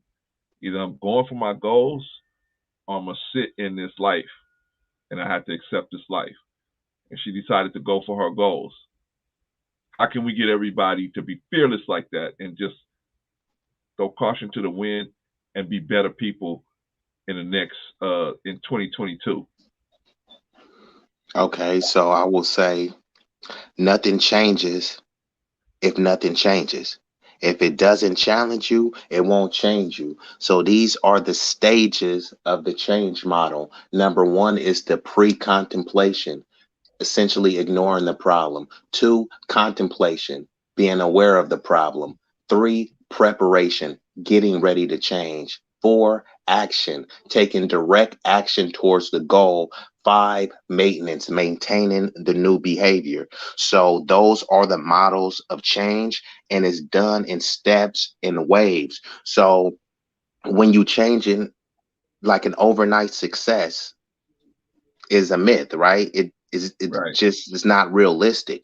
So right, once we realize that this change is not going to be overnight, right? You may want to have a six pack, but you just ate a donut today, right? It's not going to right, happen like that. So we need to embrace not only the destination of change, but the journey, right? The journey that is going to take to get to the desired changed outcome that you want. And really, I'll say too, how we could expedite the process of that change is supporting others, right? Of like mind, whether it be other Black people, whether it be other people of any ethnic group that just shares your value system. right. Um, you need to support others, and you need a support system for whatever it is, right? And then you need to let go of anger, right? Let go of anger, resentment, feelings of helplessness, and restlessness too, because we have a lot of mental issues within our community specifically, and it leads you to be angry, right? That's why it's kind of some of those tropes come from. It doesn't talk about why we're angry, right? Through all of the oppression and severe trauma that we've been through, but a lot of that trauma is unaddressed, right? We Right. need to address the trauma. There's other people that you think you're going through some, and somebody is going through something 10 times worse, which makes your stuff seem like a cakewalk. Let that stuff go. Address it. Stop just letting it build and fester because it's just one drop in the bucket, and now the bucket is full of anger. And once it spills over, it's not going to be good for you. You going to get hurt or you going to hurt someone, which ultimately leads to you getting hurt, going back to jail, etc., or worse than that. And then leverage your strengths, right? If Right. you are strong at communication, try to work in a field where you know your strengths could shine. You good at coding. And I've seen this happen a lot too in our community. Somebody will be good at something and then they'll just let it fall by the wayside. You're great at being a mechanic. Continue developing those skills. Develop skills that makes you independent from looking for the handout or from the man, right? Because Right. if they know that you're this desperate or this disenfranchised, then those handouts become, they're not optional, right? They're mandatory. You actually really need that, but you need to make yourself the best version of yourself and essentially recession proof. If you got to work 2 jobs, 3 jobs, do whatever you need to do. And I believe if we do that collectively, and we'll start to see the change that we want. But most importantly, take care of yourself. I can't help take care of bro Clarence if I ain't taking care of myself. You can't even take care of your kids if you ain't taking care of yourself. You're too sleepy to hold your baby. You're too sleepy to have a conversation and look someone in the eye because you're nodding off. Take care of yourself. We devalue just health in our community, right? Just eating junky food, right? Um uh having Hennessy like right when you wake up in the morning, you know what I'm saying? Like Yeah. you know what I mean? Henny on the Where rocks, they do like when that you at? Henny with your cereal, you know, it's like we need to value health like we value everything else. Value your health like you value that Gucci bag. There go Right. another shirt, Clarence. Right. Man, I got to get my first shirt, Be Easy. I got to get my first shirt. And you ain't got to do it all by yourself, brother. We'll send you some money. You just got to let us know how to do it. Oh Okay, yeah, for okay. I sure. got you. Come Hey, on, man. I need the support. I'm over here talking about the support system. I need y'all, Man, OG, bro, man, Clarence. man. Stop Man, playing, get bro. the We get ain't the trying to. get the shirts, Hey, man, and hey, we gonna buy 'em. brother, Be Easy. I know You you see me dropping and Patrice. jewels. Me and Patrice are not regular black people, brother. We gonna pay you, brother. We gonna pay you. We gonna give you some money, man. Absolutely, We ain't absolutely. trying to do it, man. Okay, so you ain't brother Pookie and sister Shaniqua. I Nah, got you. man. Nah, Man, nah. get Steve and Ron, man. We gonna get you some money, brother. Just let us know how to do it, and we'll do it, man. We ain't got no problem with it, brother. We ain't trying to get you to take that expense on all by yourself. That's a big job, brother. And so I don't want you to try and do it all by yourself. I would ask you to let us work as a unit together, man, so we can show that we can be a team, brother. That little bit right there, you giving us an opportunity to show that we are about what we talking about, brother. By giving us that opportunity to put our money where our mouth is, you're giving all of us an opportunity to show that we serious. We ain't over here just talking. They only, what they talking about? How to get a date, how to go this, how to go. They talk nothing. Here we are talking about telling people how to change their lives, brother. We want to show them, and we can work together. We may not all agree all the time with each other, but we can agree on certain things, and we can move on it, brother. So just let us know what we got to do, brother. Just let us know what we got to do. Hit me up, let me know what we got to do, how much it's gonna cost, what you need from each person, and trust me, man, I will make it happen, brother. Look at Man, Sister thanks India a was lot, on bro. too. Man, She trying to do I tremendously appreciate y'all, and even shout out to bro Rush. Like for me, I mean, I'm thick skinned, bro. You know what I'm saying? Like I don't care about disagreements, bro. Iron oh sharpens no. iron. In order for you to get sharpened, you need some more iron, right? You know what I'm saying? So Hey, Absolutely. I'm all hey, good brother, with be easy. the Brother, be easy. disagreements. Brother, be easy. Me and Rush was gonna kill each other on another platform. We were gonna tear each other's heads off, and now we in love with each other, brother. Don't even Yeah, worry about it. hey, and look, It's bro, It ain't all love, that's love. brother. so beautiful. It ain't, I'm it so ain't love. glad to see that.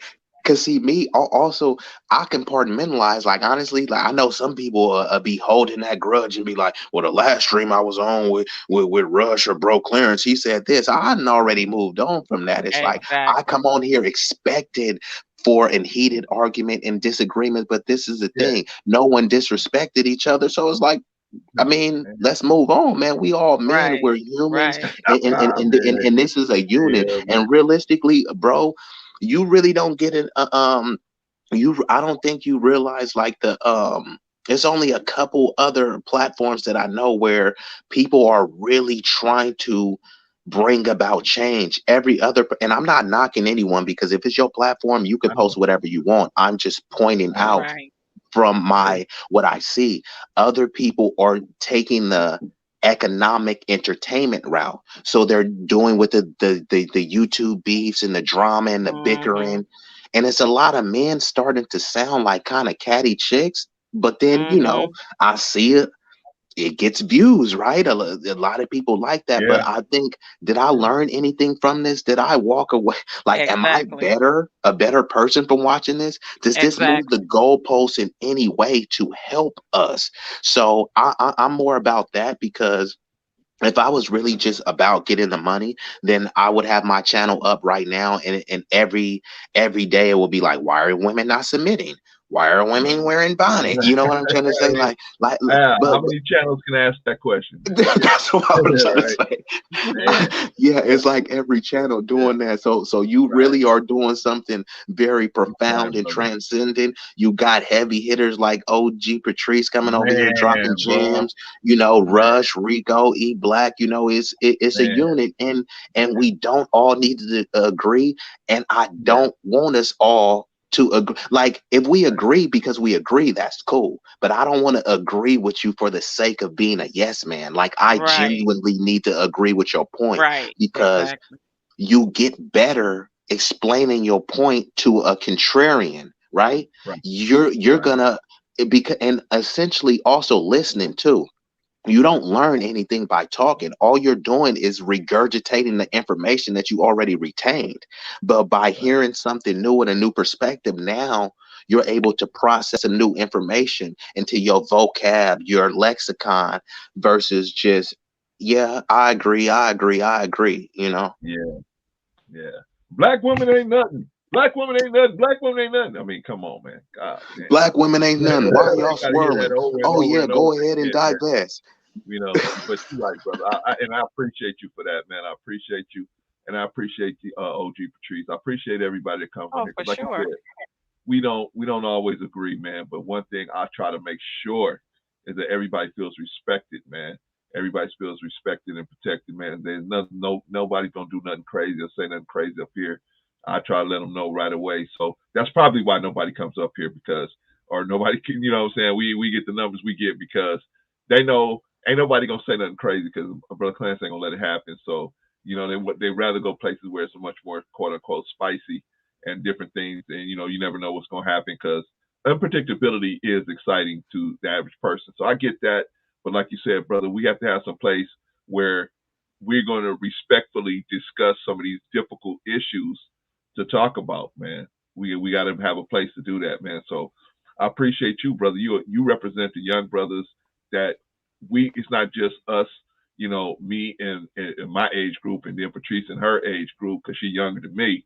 But then you and your age group, brother, the younger, you represent the young brothers, that there is hope out there for that young cats, you and Rush, young cats out there that can actually jive with what we're talking about. Maybe, you I don't want to appreciate you live. saying I'm younger than you, bro, Clarence, but I think I'm older than you. I know you are. I know you are. So I know you younger than me, Patrice. Stop I'm trying young to at interrupt You heart. ain't me. you ain't older than him on this stream. Nah. No, but I'm Patrice, young at heart. she's younger than me. She's young. Don't listen to Hey, abuse. age is a privilege denied to most. Okay. That's my sister. But yeah, man. So thank you for those comments, brother. I appreciate you, man. And like I said, get in touch with me, brother. My phone is down right now. I won't probably have it back. I gotta take it to the Apple store. I won't have it back probably for another week. So Should have whenever got you a droid. yeah, You know what, man? They don't give When y'all somebody like a gave it little to me for burner free, phone. Like they don't give no, you a little burner phone while you waiting on your Apple phone. Like The that's burner. crazy. Just I should some have, to but hold them until no, you can right? get some calls and make some calls.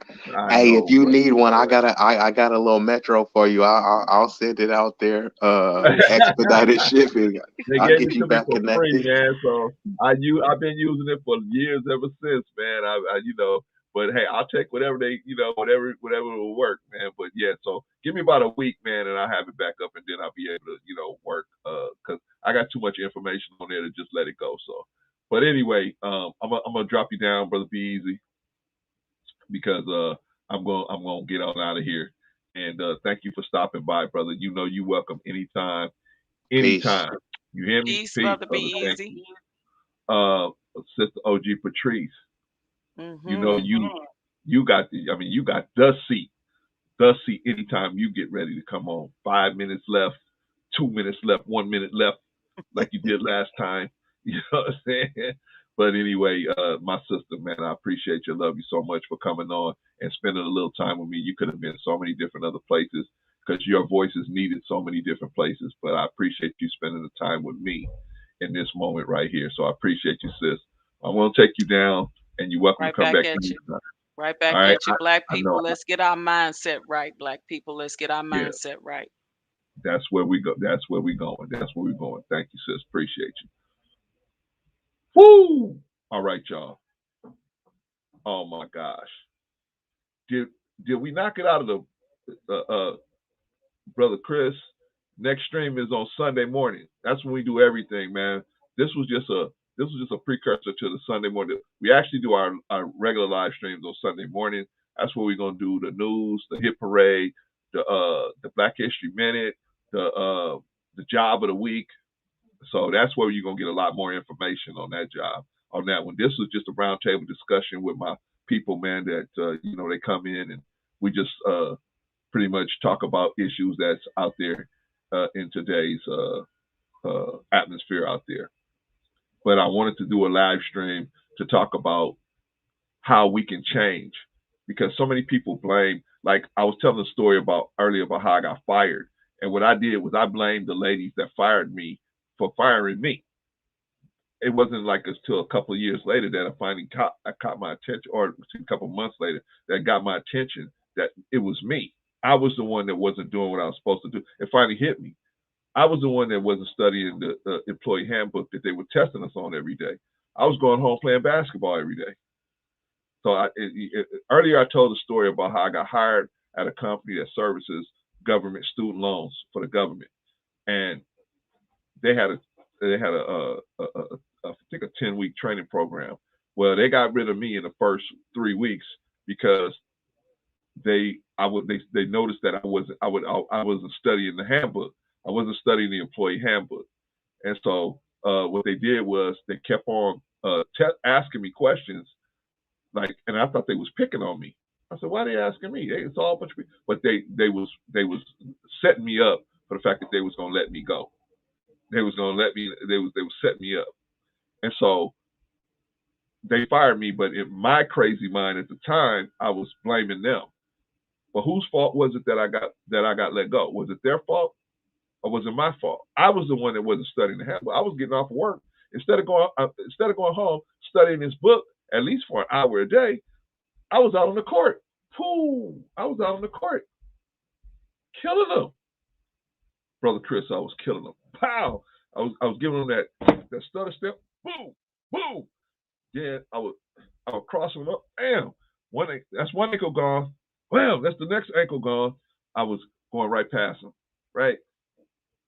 I was 17, 18, 17 years old. I was a beast. Couldn't stop me.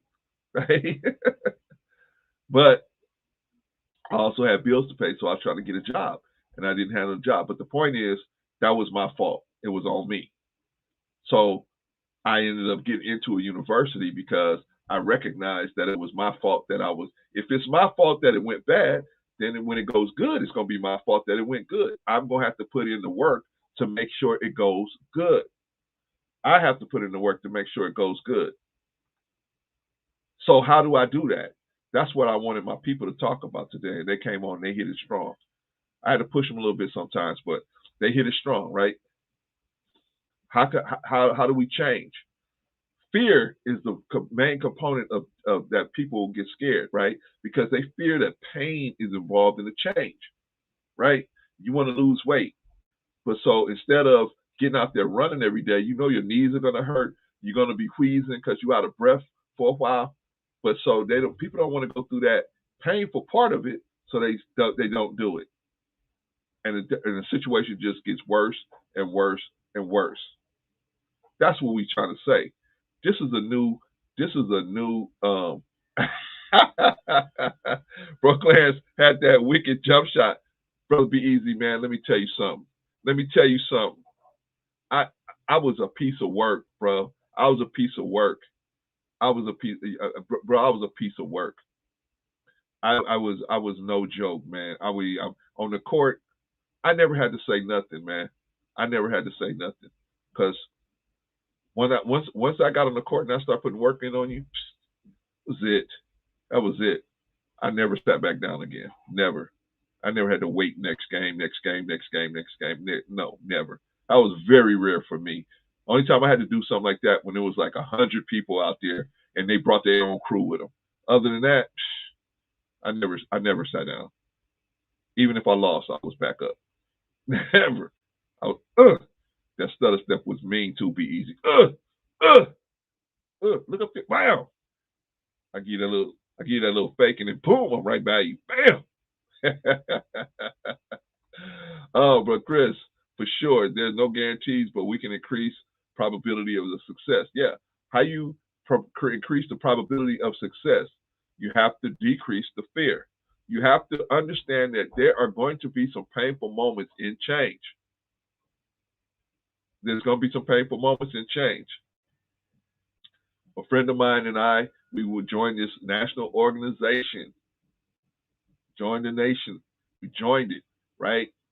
Okay, so then we start recognizing that they needed people to teach martial arts, and so they was always trying to find people to teach martial arts. If certain people weren't around, nobody was there to teach. So me and my buddy said, "Hey, we're gonna go and we're gonna learn so we can teach it. Somebody got to teach it," and we did. We went and we started teaching, right? But it took years, took time, a lot of punches to the face, a lot of punches to the stomach, a lot of punches, a lot of kicks, a lot of elbows. But we learned, right? We learned. But my point is, there was pain involved in that. There was pain involved in that learning that art, jiu-jitsu. There was pain in that, pain involved in that. You got to learn how to fall. You got to learn how to roll. You got to learn how to be thrown. You got to learn how to get punched. You got to learn how to take punches. You got to learn how to roll with punches. You got to learn how to fall with punches. You got to learn how to get kicked. You got to learn how to roll and get up. You got to learn how to fight. Sometimes they would bring us in and they would say, they would make us roll backwards around the mat 5 or 6 times. Make sure you were really, what do you call it, dizzy. And then they would say, "Get up. Okay, we're going to fight now. Get up. Let's fight." You're like, "Well, I can't fight. I'm dizzy. You can barely stand up." But they would say, "What do you think? Somebody's going to wait until you feel better to start fighting with you?" You know what I'm saying? So they make us fight. But the point is, we went through a lot of different things. But the point is, within change, if you want to change and improve your life, there's going to be some pain involved with that. You have to accept that. You have to accept that, right? There's going to be some pain involved. There's going to be some risk. There's going to be some risk involved. There's going to be some risk involved in learning how to live a new life. You have to learn. The point I was trying to make with the educational system is that the educational system in the United States is designed to have you be a working class person, wherein you work your whole life just paying your bills, barely having enough to eke out an existence, but your house is just nice enough to where you can tell yourself, "I'm doing well." Your car is just nice enough but you live in paycheck to paycheck. You got just enough food in your house to last you until you get paid again, right? We got to change all of this. We have to change all this. And why? Because we have the virus here. The virus is here, and so we got to change. The virus is going to make everything change. The way you buy everything is going to change. Everything's going to change. So we might as well stop waiting for the ball to finally hit the ground. We might as well, I'm talking about in particular black people, but everybody, in particular us, we got to start making our way to the front door and try to figure out what we're going to do. Stop allowing things to happen to us and then blaming the government, blaming our boss, blaming our job, blaming our wife, blaming our husband, blaming our children, blaming our relatives, blaming our friends. At some point, maybe it's you. Maybe it's you. You are the issue. Sister Patrice, she told a story about how her relationship, she had to put her relationship on the line to chase her dream. Well, she didn't have to put it on the line. She basically had to walk away from it to put it on her dreams, to follow her dreams. I know that had to be scary as a mug to her, right? But she did it. She had to walk away from a marriage to do, and a bunch of other stuff to follow her dream, right?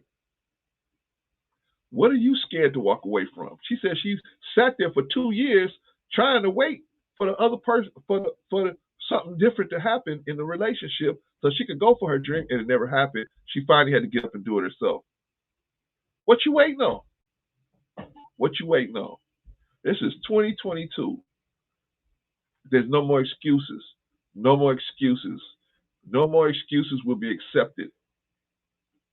No more excuses will be accepted. If you are not reaching for the best in your own life, then don't blame anyone else. Don't blame the white man, the black man, the green man, the yellow man, the government, the men, women, the LGBT, this, that, this, the BLM. Don't blame none of these people. You're responsible for you. If your life is in a tailspin, you got to put your hands out and stop it. You live in the best country to be able to have opportunities. It ain't the fairest country, but it's the best country for opportunities. You got the opportunities available that you can make your life into whatever you want it to be if you have the discipline and the fearlessness to go after it and do it. Patrice told you the story, but she had the discipline to go out there and go to these acting jobs or whatever entertainment jobs that she was doing. She had the discipline to do it. Once she applied the discipline, boom, happened just like that. You can't be no punk, man. This is 2022. You can't be no punk no more. You can't be no punk. My wife won't let me. You can't be no punk no more. My wife won't let me do that. My wife won't let me go to school. My wife won't let me. My husband won't let me do this. Maybe you need a new husband.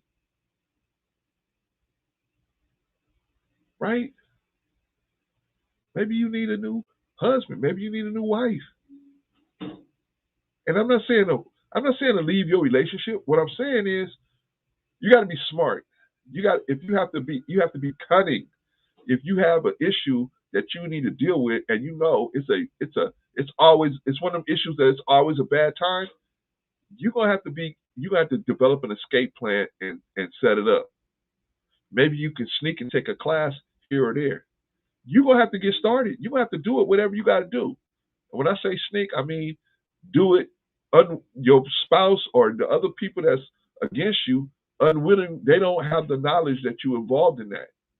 You got to do what you got to do. Tell them you're doing whatever you got to do. As long as you for a righteous reason, you're going out for a righteous reason and doing whatever you trying to chase your dream. It's a righteous dream, and you trying to get something accomplished so you can make things better for your family. Here you are, you out there trying to go to school, and your wife don't want you to go to school because she wants you to sit up under her all night, and you can be going to school, getting a better job, so you guys can live in a better place, so you don't have to have gunshots going on around your house. But she don't understand what you actually trying to do and how it's going to affect her if you get it accomplished. Sometimes other people, they so scared of change They don't want you to chase they don't want you to change because they're scared of what's going to happen to them. You cannot let that happen to you no more. You cannot let that happen to you no more. You cannot let that happen to you any longer. We got to stand up.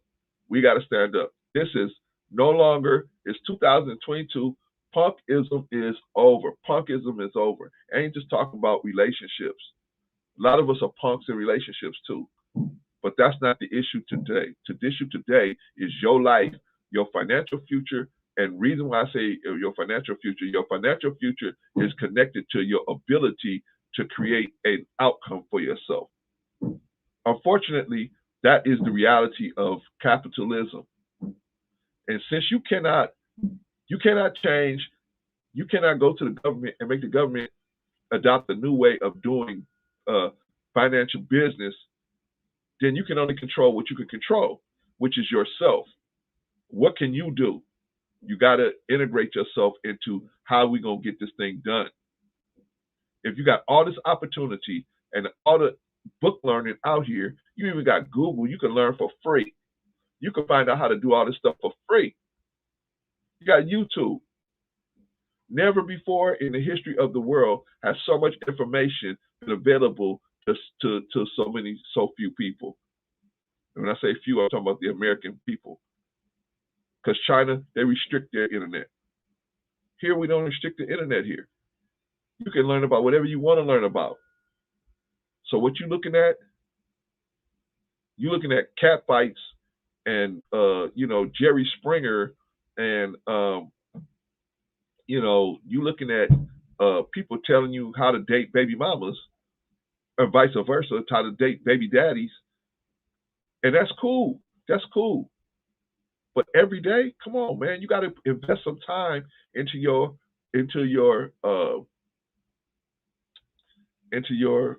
ascension, mentally, spiritually. You got to invest some time into that. I'm just your little brother. I'm just telling you what I know. I was a fiend. I was a fiend. If some serious men of God hadn't come into my life, I would be under the jail right now. Some serious men of God came into my life, and they tarried over me, and they prayed over me, and they held me accountable. And when I thought they was going to throw me against the wall, they had a pillow for me. And when I thought they should have a pillow for me, they threw me against the wall. But they taught me. The point is, some of y'all say, why do y'all hang in there with Daryl Long? I was Daryl Long. I was worse than Daryl Long. I was worse than him. Some serious men of God came into my life. Serious. And they did not accept, I can't do this. They did not accept that. That was unacceptable to them. They were not going to let me let myself down and my family down. Let me do some of these chats. When's the next stream? I did that one already. Thank you, Brother Chris. Brother Be Easy at Enya. My sister, OG Patrice. I appreciate the convo. Thanks for the clan. Peace to the chat and the panel. Yeah, man. My sister Patrice, man. Always dropping jewels. That's why I love her, because you never know what she's going to say. That's going to just change the game. Brother Be Easy. Shout out to OG Patrice. Keep growing and glowing. Yeah, man. That's my sister. Peace to her. But Chris, there's a big part of you take accountability. Yeah, you got to take accountability. Because if you don't take accountability, man, where you going to be? I'm going to tell you, when I got fired, dude, I got fired. They said, brother, come this way. I said, but everybody's going upstairs. They said, not you. I said, but I got to go get my stuff. They said, don't worry. We'll bring it down to you. And I was mad at them, man. I was like, what? They did because I'm black. But then I couldn't say that because they had black people in their class. There had other black people in the class. Most of the class was black. So I couldn't say that.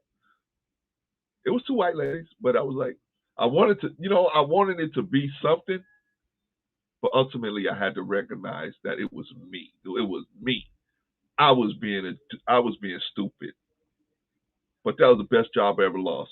Best job I ever lost, man. I learned so much in that 3 weeks about people, you know what I mean, about myself. OG Patrice, Yes, yes. Virtual hugs for sure. Brother Be Easy. Brother Clarence had that wicked jump shot. Brother Be Easy. I was not nice, man. I was an ugly situation. I was a code 4, code red. I was not code 4, excuse me, code 10, code 1. I mean, I was just bad. I was not that nice. You know what I mean? Emergency in progress. Everybody that don't have their shoes laced up, go sit down. You in trouble. I was just a, I was an ugly situation, brother. Be easy, brother Chris. For sure, there's no guarantees we can increase probability of success. Yes, we can. Brother, be easy. Fear equals false evidence appearing real. Yeah, you know, sometimes, brother, people are scared of what they don't know about, and so uh, change has some mystery in it. And part of the mystery is the fact that there may be some painful moments in there, and that's what the people are actually scared of. Uh, Brother, be easy. The hoop chamber, you know it, brother. You know it. I used to, man. I'm up there now, brother. But I used to put a hurting on young dudes like you, man. Woo. Brother Chris, I love the pain analogy. People don't change until change is less painful than they're standing the same. Yeah, man. I tell the story all the time, man. There was a man. He went to go get some. He was on he was on a cross country trip. He's driving through a certain part of the country, and when he pulls up to get some gas, he goes inside the store, and as he's going in the store, there's a dog right by the front door, and the dog is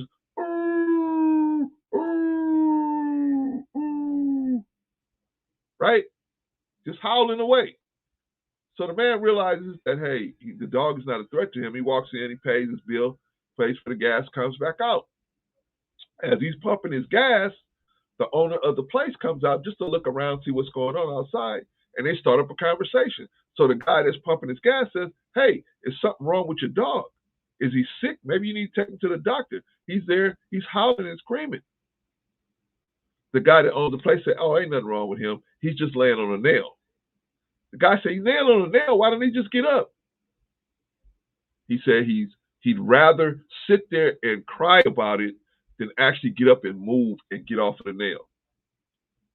That's how we are sometimes. We so used to the pain that we already in. We so scared of something new happening that we just say, forget it. We just sit in the pain that we already are dealing in. It's an ugly situation, bro. Curious, Sister Inya, bro. Clarence, let me find out you were the Michael Jordan man.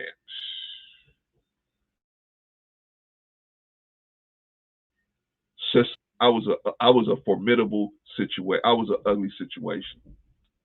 Nothing nice to be dealt with. I was one of them dudes when I showed up, man. Half of the people just went home. They just left. They knew what was. They knew what was. They knew they didn't have the ankles or the knees for it. They just knew it. It wasn't nothing to do it. And I'm not a super huge guy. I'm actually a average dude.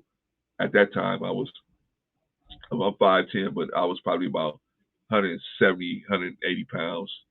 You know what I mean? I could still push somebody out the way back then. You know what I mean? But I mean, I was just an ugly situation. An ugly situation. A situation you didn't want to have to deal with it. It was bad. It was bad. But it'll be easy. It's so hard to forget pain, but it's even harder to remember sweetness. We have no scar to show for happiness. We learn so little from peace. Yeah, yeah, man. Unfortunately, man, that's the thing, man. And most people aren't here to learn, man. They so tired from working at jobs they can't stand with people they can't stand. They just need a little entertainment before they go to bed, and so they turn on some of this other stuff. We're here, we talking about real stuff. And if they come here and they listen here, then they're gonna have to face the issues that's really going on in their life, and they don't really want to do that, brother. That's in my opinion, that's what's going on. But hey, we just gonna climb a little bit at a time. I get one subscriber every couple of weeks. That's just how it is, man. We just gonna keep on going until we can affect enough people, brother. Brother, be easy. It's so hard to forget. Oh, we did that one already. Brother Chris, that's true. Brother, be easy. Time doesn't heal emotional pain. You need to learn how to let go. Yeah, that's a whole nother show, brother. Be easy. We're gonna be talking about that later too, because some of our people, man, they just so entrenched in their pain and they traumatized that they got that paralysis analysis, man. They just can't move out of that situation, and they're willing to let their life go down the toilet because they so scared to make a move, man. And you can't be like that. It's 2022. Nobody else you can blame no more. You guys, we put good old Joe in office, and good old Joe said we can do anything, right? Be easy. We can do anything, right? Just like HR puppet stuff. We can do anything. Okay, so you can do anything. Okay, well then you can do anything. Let's put into the test. Let's get our lives in order, man. Those of us that whosoever will, let him come. Let's get this information out to the people that want to improve their lives, man, who really want to take a look at their lives and improve it, right? Brother Chris, I agree on the education system. It's bare bones. Real education is learning the real world outside the classroom. You know what, Brother Chris? There was a time before Ronald Reagan got in office that they put a lot of money into the Department of Education. Ronald Reagan changed all of that. Ronald Reagan changed all of that. And he took that money and gave it to the savings and loan, and that debacle turned into a scandal, and it ultimately made the culminated in the Black Thursday on the stock market in '89. George Bush took the hit for that one, but actually Reagan was the one that put that in motion for him. Brother, be easy. Behind every beautiful thing, there's some kind of pain. Yes, even roses have thorns on them, right? I mean, come on, man. You gotta understand, man. You see a baby come out, you never see a woman say, "Whoa, that was easy. That was easy money." She never jumps up and say, "Hey, let's go ice skating tonight," right? No, a woman, man, that woman's barely. The woman has to pass through death and to bring that life that's traveling with her into the realm of the living. She's got to pass through death to do it, right? She got to actually walk through death, walk past death, and bring this child that she's carrying into the realm of the living, right? But people don't look at it. That's how life is, man. If you want something, you got to walk through the challenges that's involved in going from one state to the other state. That's what value is. Value means you can take somebody from one state to another state. That's the real meaning of value.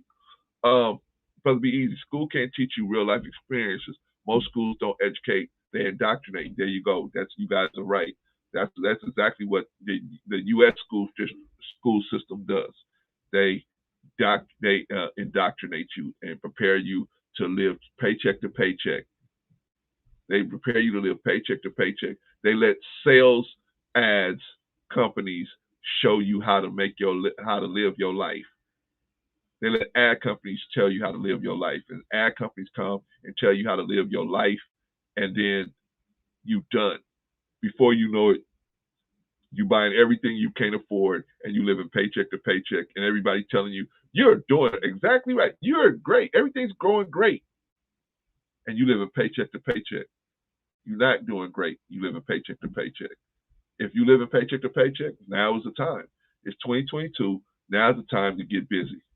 Brother Chris, the common denominator in your life is you. Exactly, Brother Chris, exactly. The common denominator in your life is you. And this is 2022. And the question is, do you want your life to be better? Do you want to be a happier existence? Do you want to be in love? Do you want to be happy? Do you want to be financially secure? Do you want your children financially secure? Do you want your family financially secure? Then it's time to get up and get moving. I thank y'all for stopping by. I thank y'all for coming through. Everybody in the chat, as always. Brother Rush came through, solid performance as usual. Brother E Black came through, solid performance. Man, he came through with a solid performance. He didn't have time for us to really get started with him, so I didn't really get it. But man, E Black came through, solid performance.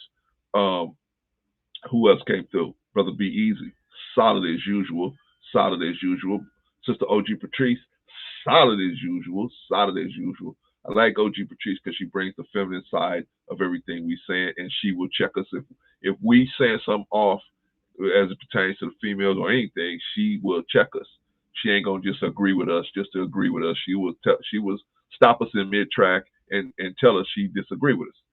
You know what I'm saying? So that's why I love about her, man. She ain't here to just say, yeah, I agree with you, Black Clan. I agree. Sometimes she agrees, sometimes she don't. That's why I like about Rico too. Anyway, thank you everybody in the chat. Appreciate y'all. I'm gonna let y'all go. And y'all check us out on the replay. And look for those shirts from Be Easy. Now you got 2 shirts you gotta do. But we gotta put the money in his brother's pocket. We don't want to just send him up there to order these t-shirts with no money in his pocket. So y'all get y'all little $20, $30 together, and we gonna send this man some money. We gonna put some money out there, and we'll send it to him so he can get these shirts together.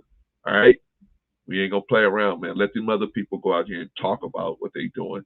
We gonna show them what we doing. All right, y'all. Peace to y'all. Oh, wait, I got a couple more. Brother Chris, facts. Brother, be easy. Take responsibility for your life and overcome the hurdles. It won't be easy, but it's vital for your success and your survival. Absolutely. Sister Inya, thank you. The stream ranks up there with Les Brown. Oh, appreciate that. That means a lot, Sister Inya. I know about Les Brown. Thank you. That means a lot. Wow, appreciate you.